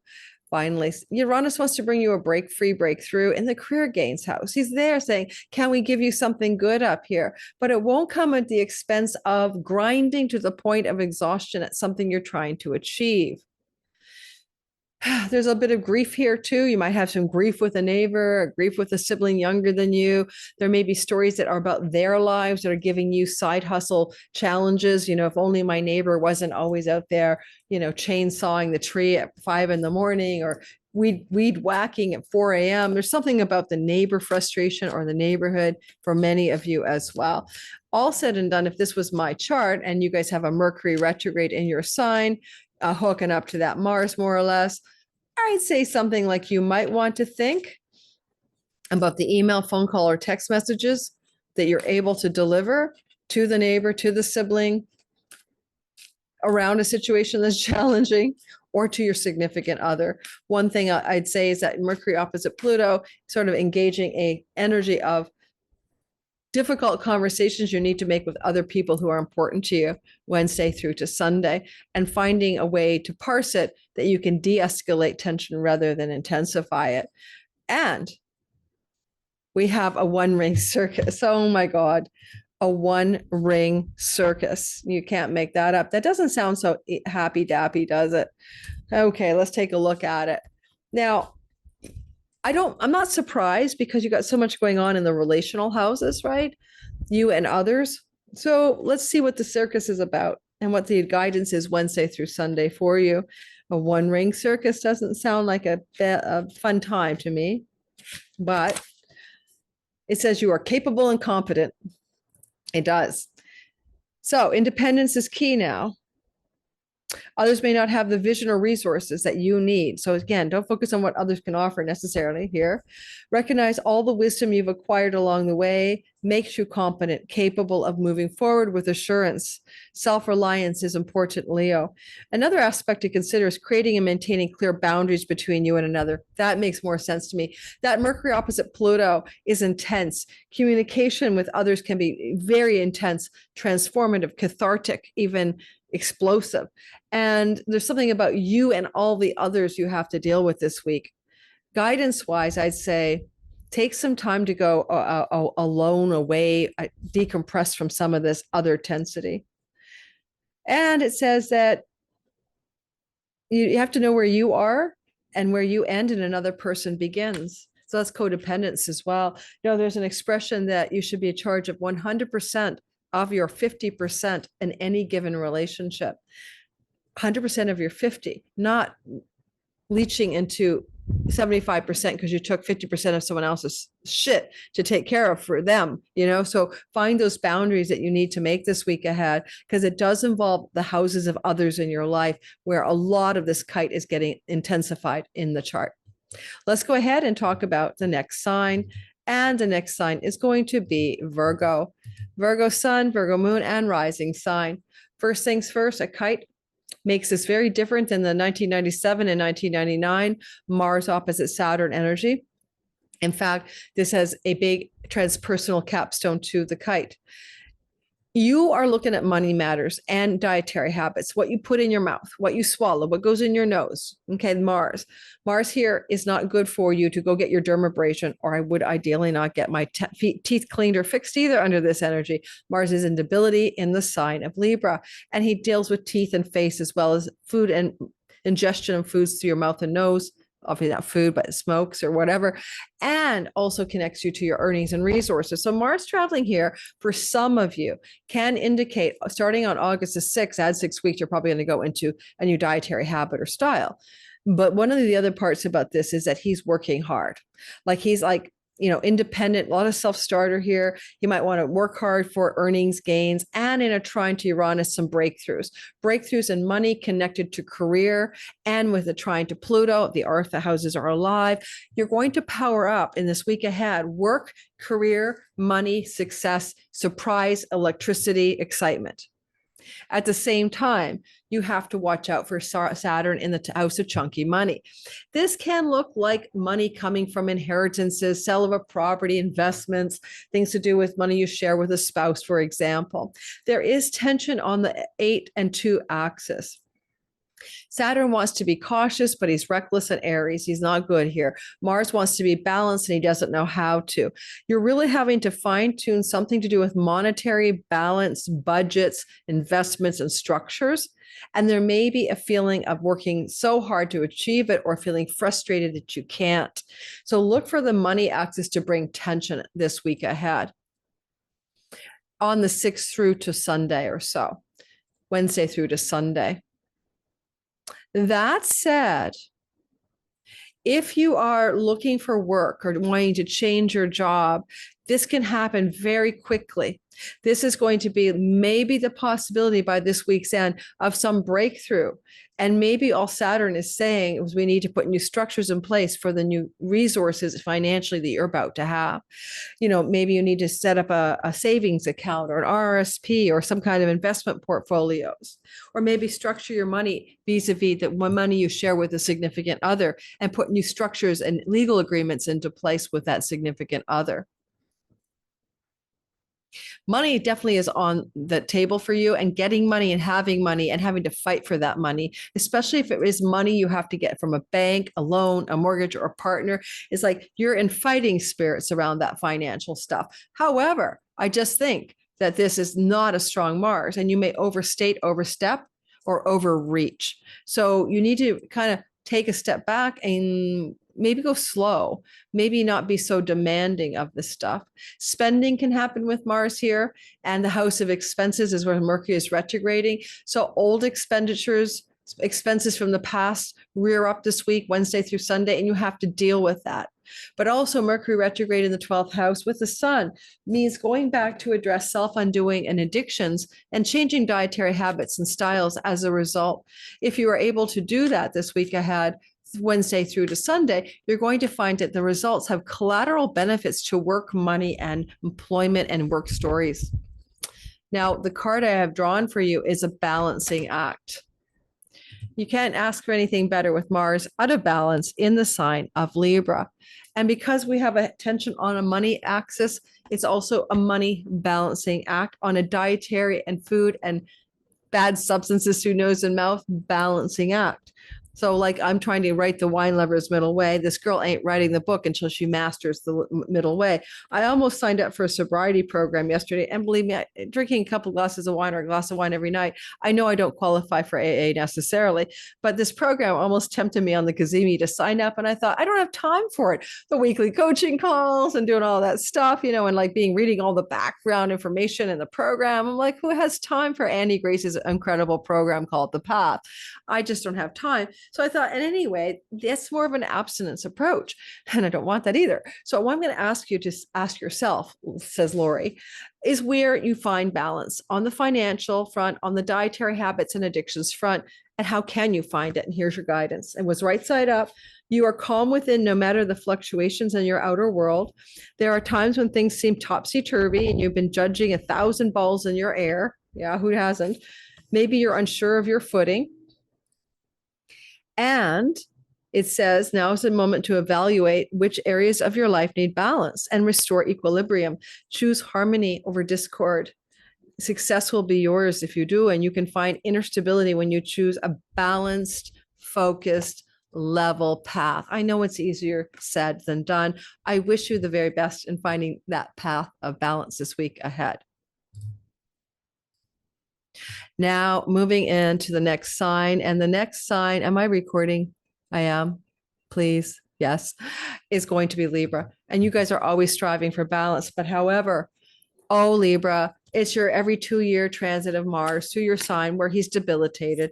The good news is that it gives you more action-taking, decision-making power. The bad news is sometimes you are out of balance in how you act on those decisions. In other words, you may make reckless or out of balance decisions that in hindsight, you think you should have consulted with a guide or a friend before you went ahead and took that action and made those decisions. And you might find yourself teeter-tottering in anger and aggression, you know, flying off the handle a bit more than you usually do. You are short-tempered now. Having this intensity is focused at the 7th house means you can be short and intense and angry at clients, at audience and marketplace people, public, your trolls. You suffer them not gladly, but also you might be wanting to create tension or conflict or endings even with a significant long-term love partner. You could literally want to cut away from those relationships because you are holding that sword. And Saturn is that relationship that wants to endure, whether it's a legal contract, a business partnership, or a long-term love story. There is a desire here with Mars Wednesday through to Sunday to work with Saturn to make an enduring relationship happen. But hey, we got a fallen Saturn on top of it all. So yeah, I know Saturn's trying to please Mars in his kingdom, etc. So maybe Saturn will try to stabilize relationships that are out of balance in your life where you're feeling ready to quit, so to speak. You have a lot going on with Chiron in your 7th house. You may be dealing with woundedness around long-term love and partnerships in business, or even how you engage your clients and audience. And so there's something about a deeper story. Go watch my video about the overview of the month ahead, and you'll talk there about the Chiron piece. I like this energy for your decision-making power. I don't like it for your recklessness in those decision-making. So be careful that you don't make a decision, take action, or take some aggression around a legal matter, a partnership, a friendship, a significant other that you can't retract afterward. Uranus is up there with Pluto in the 5th house. These are houses 1, 5, 9, and these are very important Dharma houses. They want to move you in alignment with your natural talents and gifts. They want you to move the needle toward being in a purposeful mode in life. And if you're all involved in art, creativity, entrepreneurship, publications, book publishing, traveling long distances, working in environments of other countries, this is going to be successful energy underpinning the Kite. But with that tension between Saturn and Mars, contraction, fear, frustration are in the sky Wednesday through to Sunday. Frustration with someone perhaps, or some situation. I'm going to draw a card for you. I will remind you that Mercury in your 11th house of career gains is retrograde and can indicate that with that sextile to Mars, possible positive directions going on from the past connected to colleagues, coworkers, bosses, or career gains network situations from the past. They can also amplify success in your chart. Look at that Jupiter-Venus conjunction. But again, you need to make decisions about what to do with these opportunities. And I would ask you to consult some ninth house person, like a therapist or a spiritual advisor, where Uranus is sitting. So you make decisions that are based on non-reactive stances. Okay.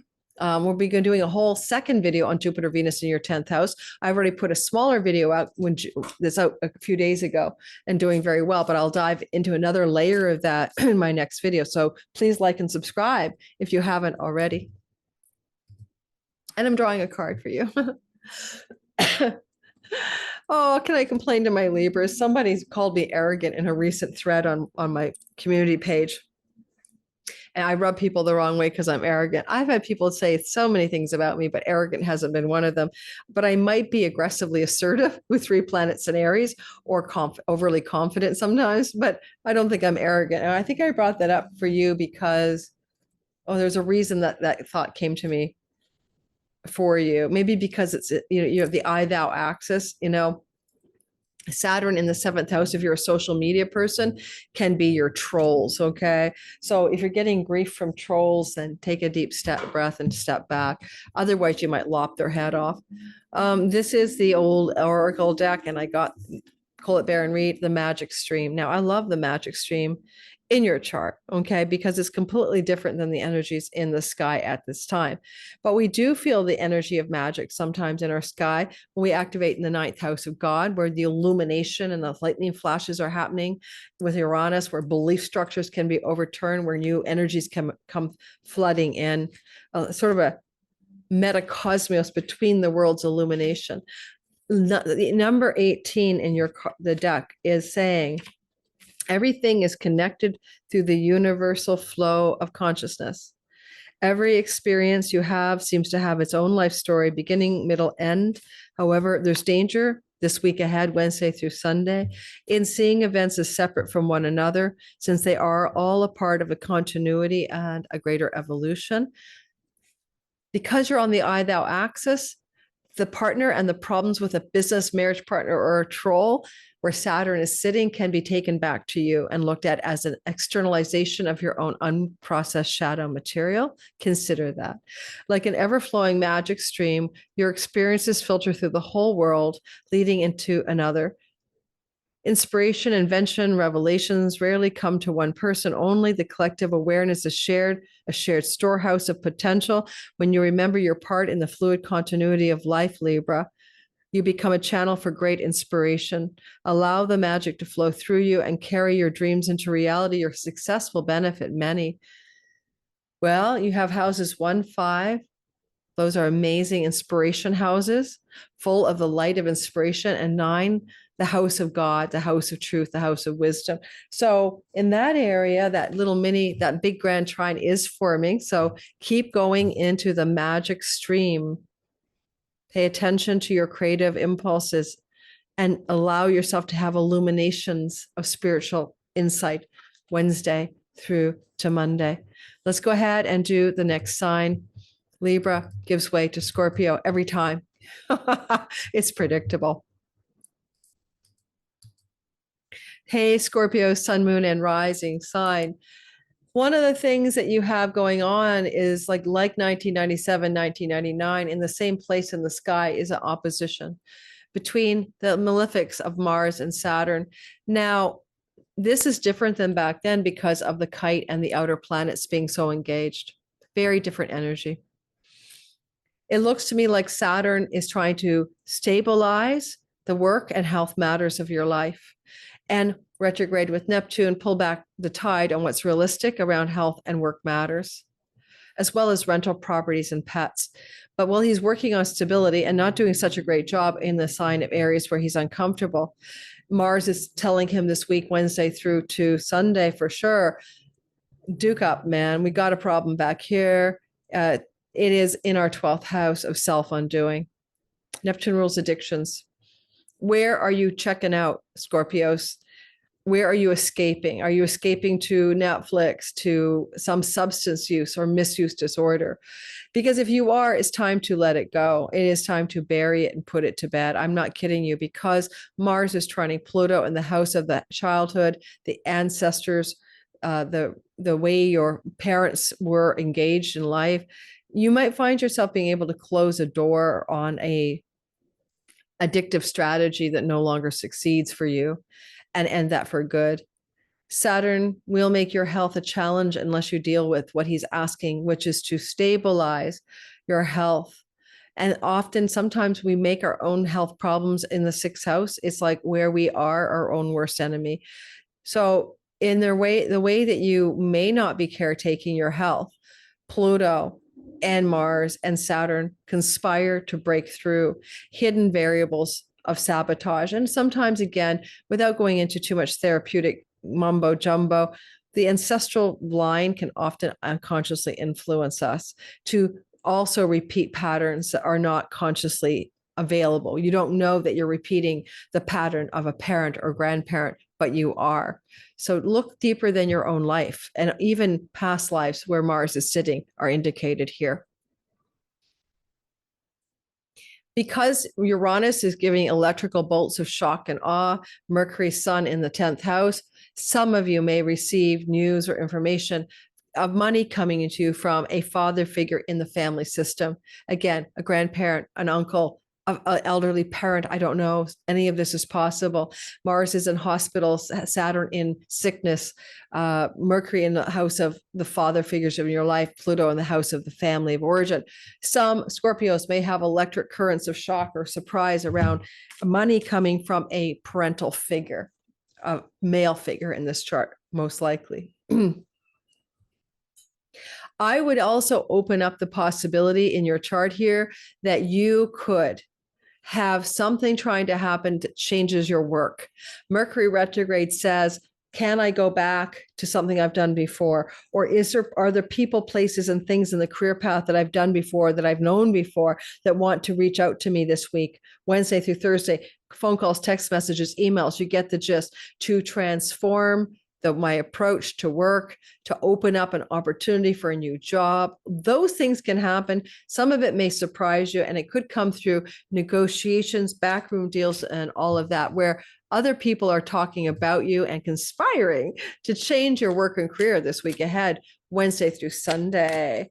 Now, you could be feeling very frustrated and wanting to use escapist tendencies to decompress from frustration or anxiety. So if that's the case, find yourself a out route, like an exit strategy from the limbic brain and the dopamine hijacks of the brain and addiction. Now let's get you a card here for this Wednesday through Sunday.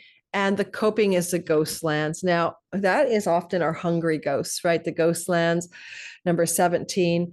Hungry ghosts are usually patterns of trauma that get caught in the system of our being.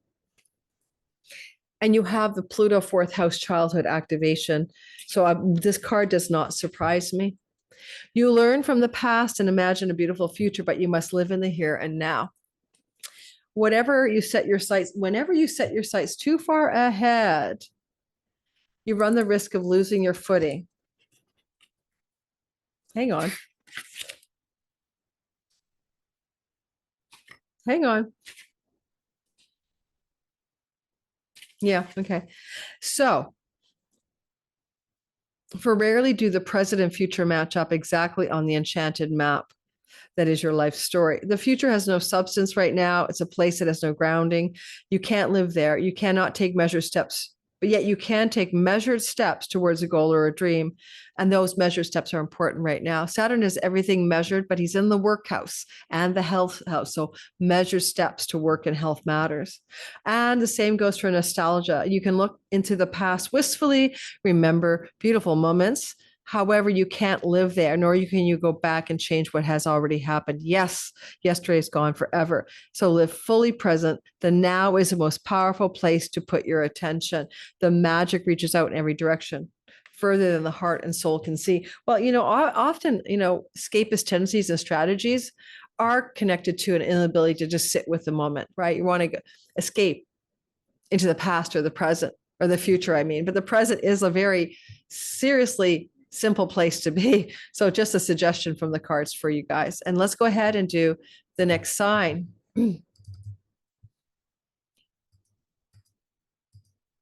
All right, Sagittarius, sun, moon, and rising. Look at that kite, guys. Wowzer.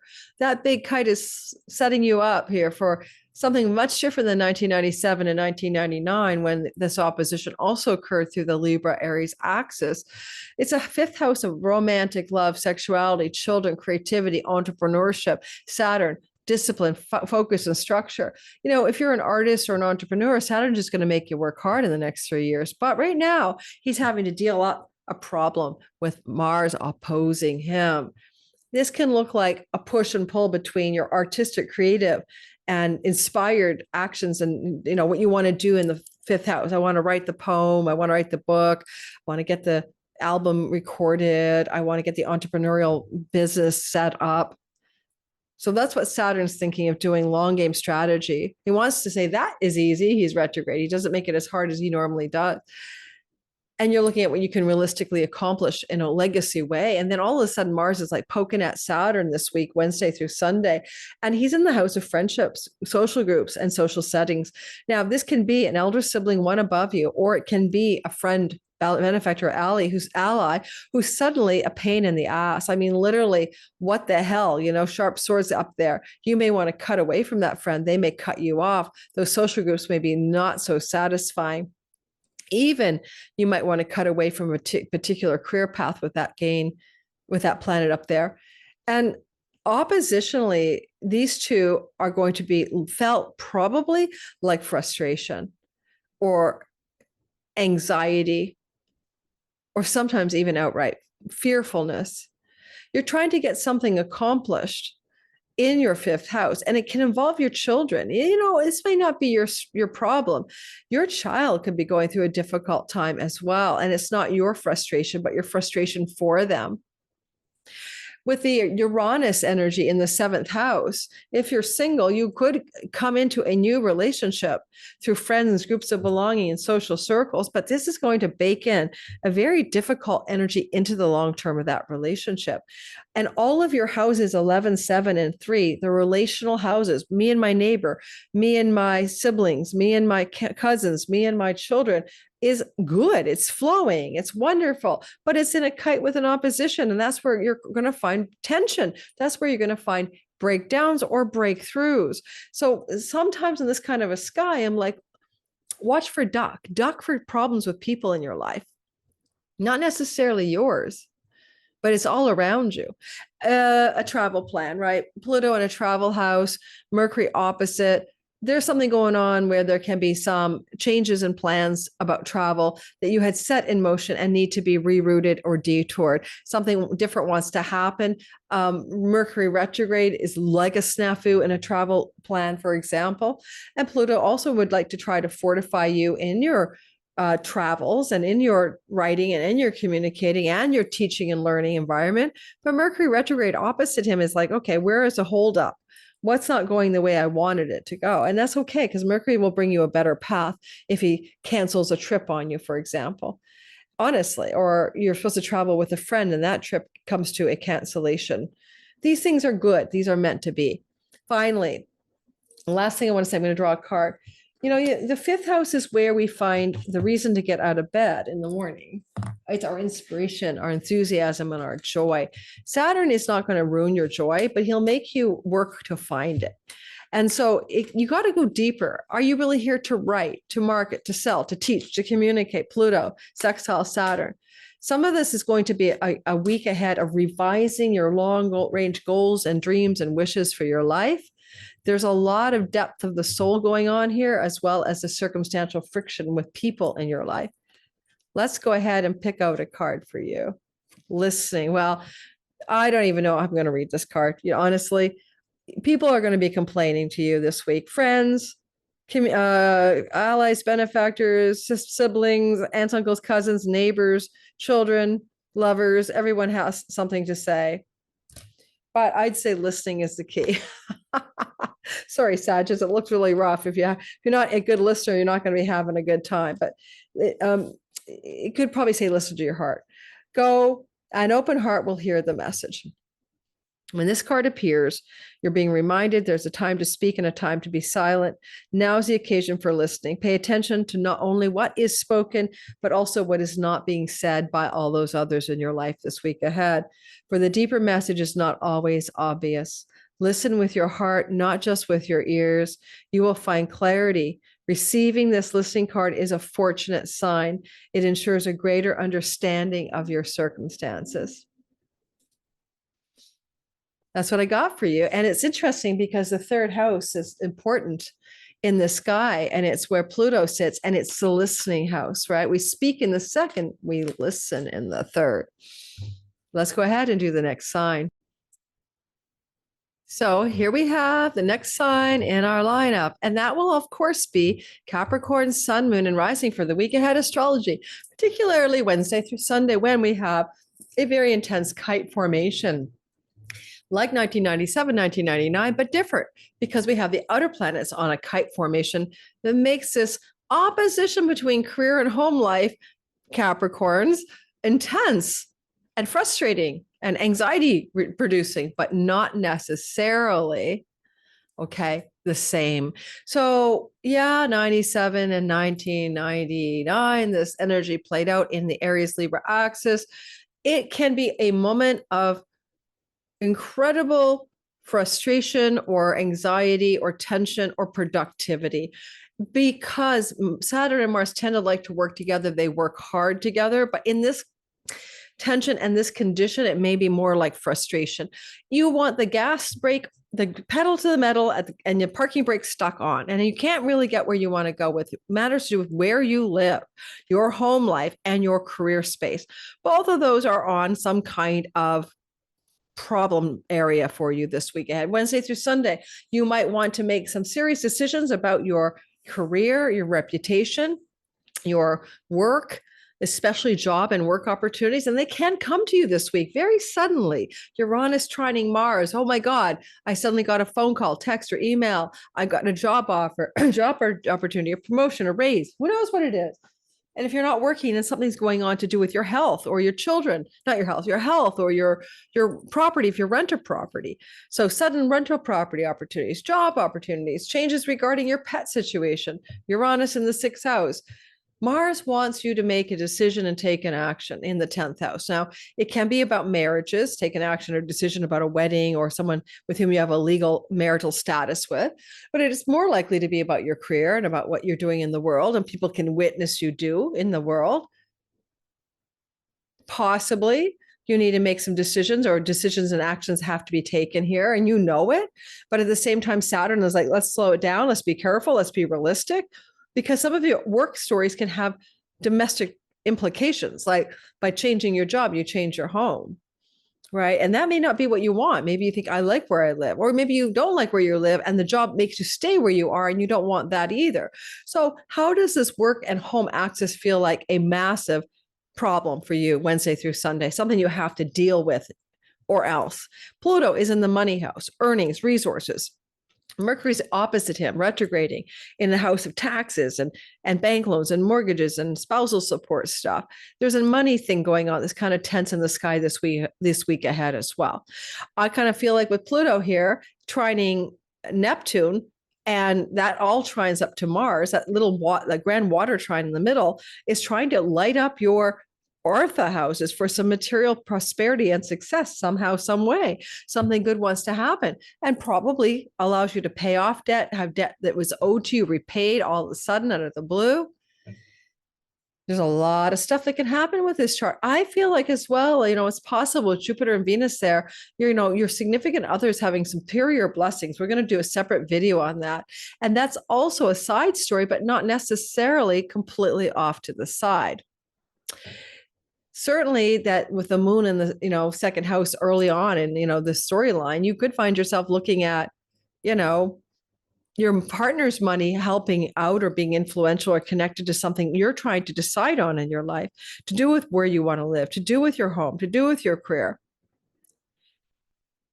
When Mars is in the 10th house, people get fired or they quit their job. Maybe you're considering that. And that also leads to a change of residence, or something about your home life is really a struggle. They're elder in the home. You're alone in the home. You're lonely in the home. You feel isolated in the home. And now you have to deal up some kind of decisions to make a change. And it's going to also influence what you do in this life, and where you are in your career path can change because you need to make a change in your home life. Sometimes just Saturn being in the fourth house is you're lonely, or you feel isolated where you live, or you feel compressed, constrained. You could just say there's a break free and breakthrough that wants to happen to do with the compression of where you live or what you're doing in the world professionally. Venus owns that Mars, and Venus will try to bring luscious financial opportunities through business partnerships, allies. Elder brother sister energy can be positive breakthrough energy in your finances, maybe literally like an older brother sister, or metaphorically someone who you look up to as, like a sibling who could be of support to you this week ahead.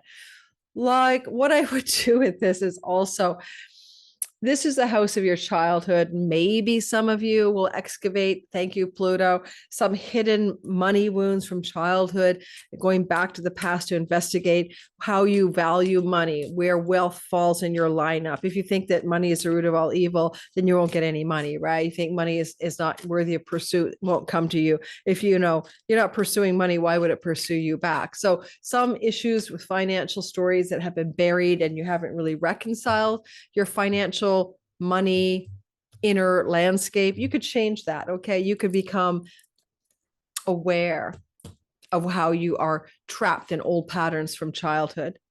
I've got the sacred pool today for you. 47, the sacred pool. I don't even know what the sacred pool is about. Let us discover together the 47th card in the Colette Baron-Reid deck. The world is a reflection of your thoughts, feelings, and beliefs. I just told you to check your belief closet, right? Because you've got the activation of the fourth house to the second. It's like my self-worth, my self-value, my values, my feelings and beliefs around money that come from my childhood. These are stories every Capricorn needs to look at Wednesday through Sunday, because it's all getting Kite activated. Embody the love you wish to see in the world. Now, when you look into the mirror, do you like what you see? The Sacred Pool card asks you to focus on self-love and self-esteem. Second house is how you value yourself and your self-worth, as well as your values. And that's a very big energy for you right now, where Pluto is sitting. He could make you rich in the next 18 years, but you've got to come to terms with what you value and what you think about wealth. A detached examination, self-examination made with rigorous honesty is called for this week ahead. Reflect by the sacred pool and be at peace with yourself. So it's like the divining, looking into the mirror of the reflection of yourself in the pool, right? That's the archetype. See how far you've come. Oh, I got chocolate on my nose. I think I just ate some chocolate. You can't see it. You can see how far you've come and how magical your life is. Do you notice the spark of the divine shining through your eyes? And when you're conscious of that embodiment of spirit, it becomes easier to respect yourself and act in good conscience, and then reap the greatest rewards. Your unique service to the world is not only needed, but celebrated. Now that makes sense because, of course, your service to the world is your sixth house. And that's a big part of that Kite that's being activated. And that's where Uranus is sitting in the sky. So your service matters here in the world. Even if you're retired, guys, you got something you're doing to give back to the world. And big turning point energy in those areas of work and money and career or service for every Capricorn in this week ahead, but home and home life as well. By the end of this week, some of you might have plotted a new place to live.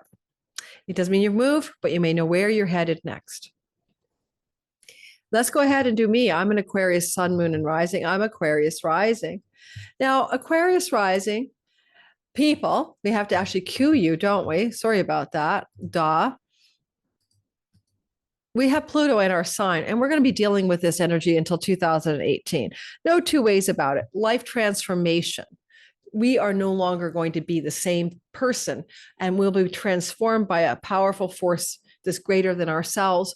Some people call this the divine willpower, or the greater will than our own personal will. Mars being personal will, Pluto being will beyond our personal will. I'm not sure we have personal willpower, frankly. Fate and free will is a nagging question for every astrologer. But I will say that at the point at which we had agency, Aquarians were losing it pretty quickly as some force bigger than us is purposing us to some other task. Now, if you look at Mars in the ninth house, opposite Saturn here, frustration, constriction, anxiety, or working hard, and maybe overworking to accomplish something to do with publishing, writing, communicating, marketing, selling, traveling, teaching, and learning. If I think of me in this week that's likely to happen, I'm going to be busting my butt to build my new Thinkific webpage for my Sky Reader class so that I can open the shopping cart on the 10th of August when Mercury goes into direct motion. I'll probably burn out, right? Because I got clients and this and that or whatever else I'm doing, my Patreon community, and I'm going to fry myself. So where can you kind of burn out on writing, communicating, marketing, selling, teaching, learning, and traveling? Now, working hard, Mars in Libra is working too hard. He's out of balance. But if you're doing too hard work, it's ninth house work. It's connected to the themes I mentioned: publications, publishing, communicating, teaching, writing. It's on the third and ninth house axis. The backbone of the kite is full of tension. And Saturn is like Mr. Go slow. Let's think about it. Caution note. And let's be realistic and sober-minded. And Mars is like gambling, like on making a difference because he's Mr. Speedy Gonzalez. It's very tortoise in the hair. There's no way you're going to get what you want out of this because foot on the brake and foot on the gas at the same time is classic energy of this frustration. So if you can't get what you want, why are you going to keep pushing? Because it's the nature of the kite itself as well.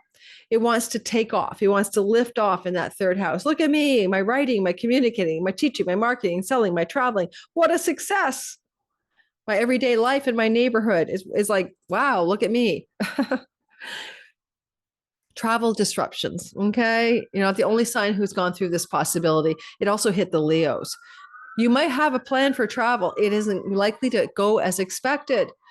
Saturn retrograde would indicate travel to a place you've probably been before. Mars is the disruptor of this travel. Now, if plans to travel somewhere are changing or disrupted or held up, and it doesn't mean that the trip is held up, like maybe you're going to go away a month from now and now you have to change the plan, right? That's the thing that can happen Wednesday through Sunday. But because there's a Uranian impulse in the fifth house, your lover, your romantic partner, your children, your entrepreneurial business, and your creativity and your artistic endeavors are part of the disruption.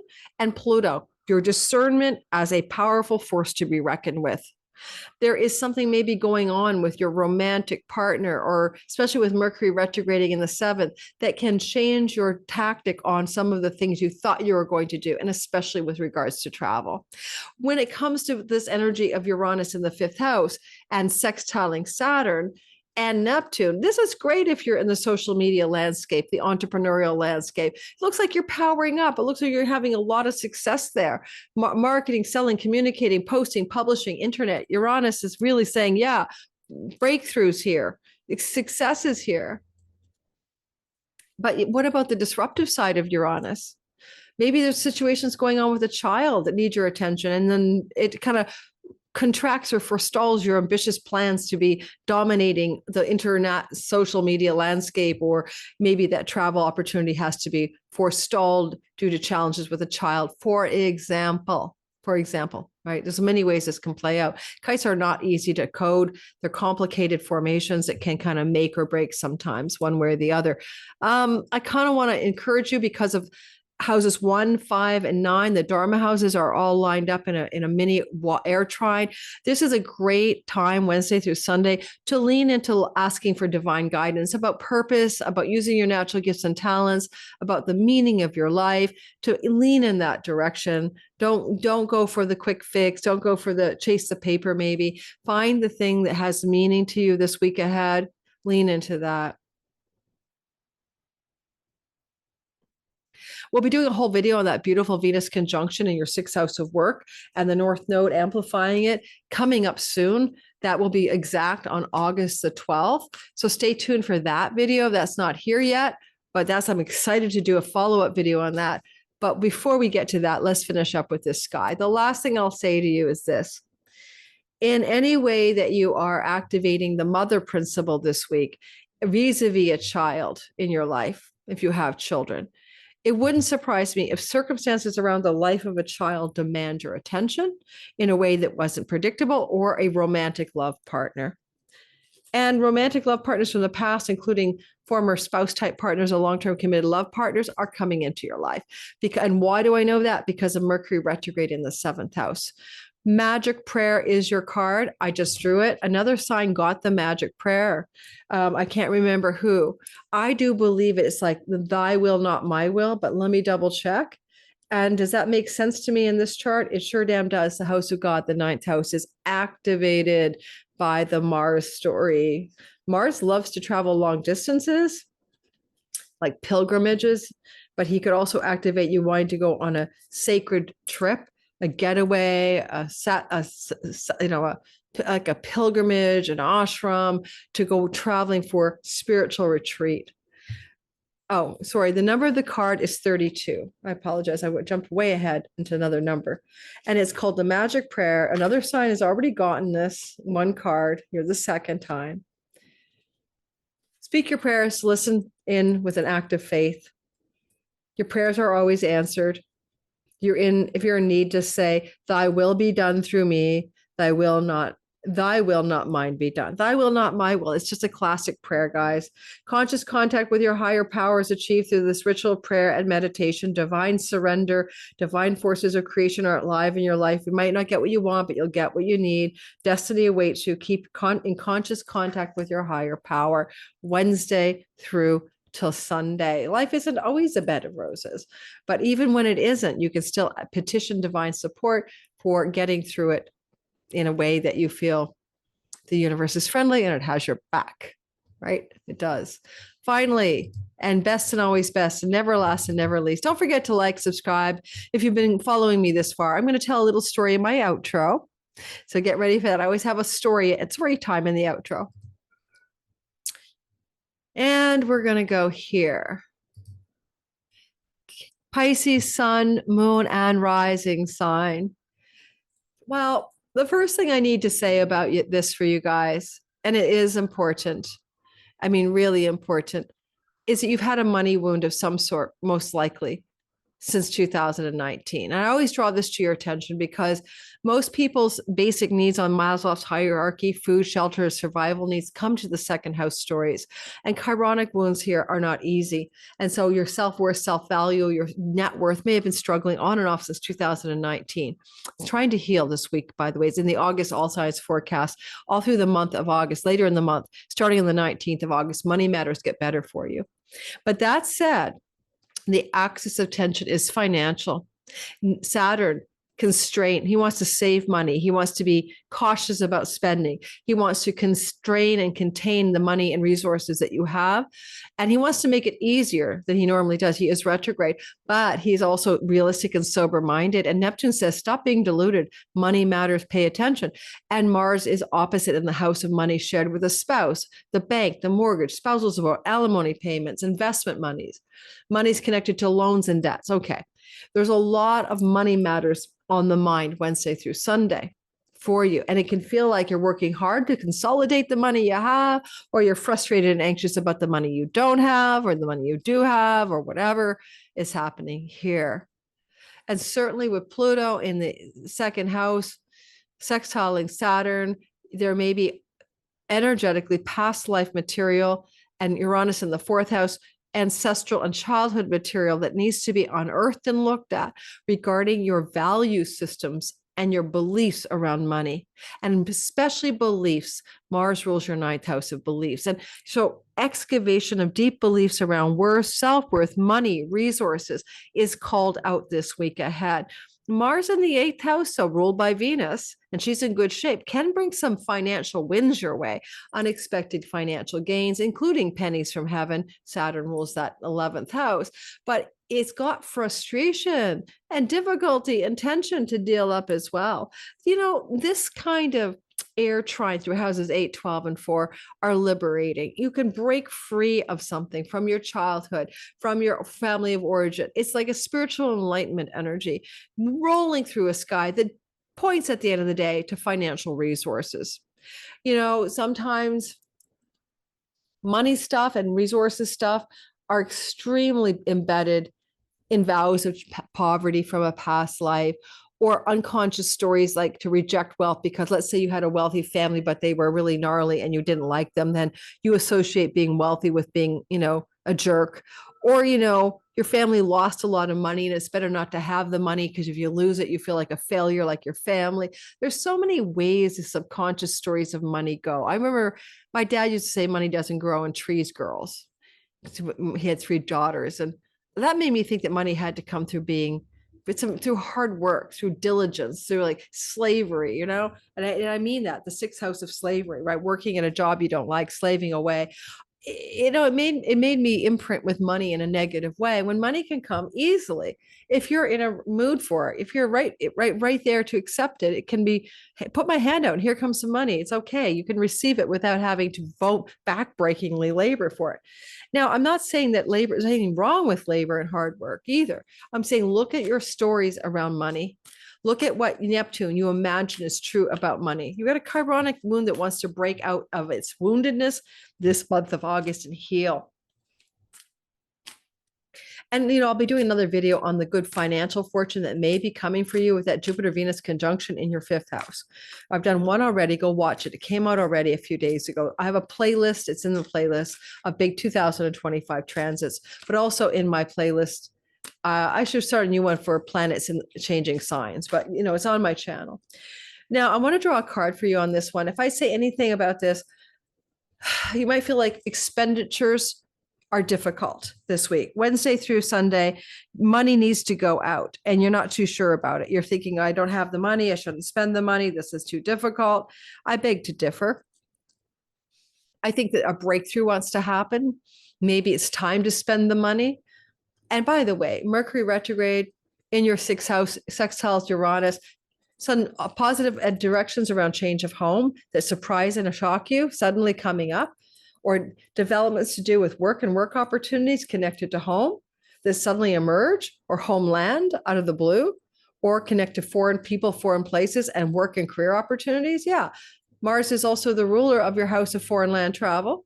And he's coming into an opposition to good old Saturn, who's to save the money. I know of Pisces who's going through an opportunity to travel to China, but it's going to be expensive. And he's thinking he may not do it, but it also could lead to a work opportunity. Who knows? And so I'm saying, don't let your money anxiety fears hold you back from opportunities emerging that can actually create more financial wellness. So think of spending money as investing money in yourself.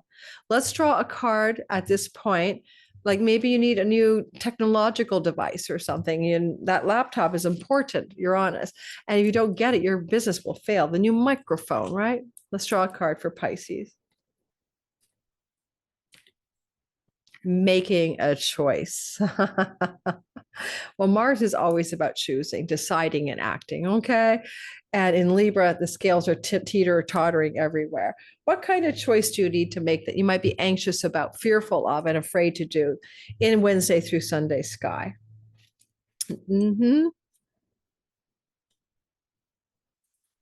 You're required to come to a decision now, Pisces. Faced with a dilemma or a fork in your road, and Mars rules forks in the road. Okay, this way or that way, to divide to this direction or that. You're faced with a dilemma or a fork in the road, and you must make a conscious choice regarding your next action, right action. Whatever the choice is, you must take responsibility for it, and you needn't be afraid. You may not have all the answers now because the way ahead may not be known until you've embarked and traveled a few steps. Trust your intuition, ask for a sign from spirit. You'll be led on the right path. If you remain conscious and aware, your choice will be the right one at the right time. Life is always about learning. Success lies in choosing consciously, guided by intuition and by spirit. I can see a choice point here for you for sure, but make sure you don't make a choice on fear and based on family patterns, ancestral patterns, and past life patterns. Find a choice point that is true and real and authentically yours to make. All right. Don't default to the backdrop story. The script behind you from your ancestors and your parents should not be writing the life you're living now. All right. Thanks for listening. I'm going to talk very briefly here about my outro. I had a very difficult situation arise today, and I'm almost just sharing it as a kind of metaphor for our current sky. Not particularly the Kite, because that hasn't really quite activated yet, okay? But the Mercury-Pluto opposition is playing out. And in fact, let me show you what I mean by the sky of August the 1st. Ah, give me a... So like today's sky, Friday, the August the 1st, when I'm recording this for you guys for Monday's video, you're going to notice that there is a opposition between Mercury moving this way in our sky, this way. Okay, he's retrograding. He's moving down this way. All right. And Pluto here also retrograding, right? Also moving backwards, moving this way. But nonetheless, the distance between 8 and 2 is 6, basically. It's a little bit less than that. It's about a 5.5 degree orb or so. So the point is that they're engaged. They're in a communication with each other. This has been building up and gets even more intense as this week progresses.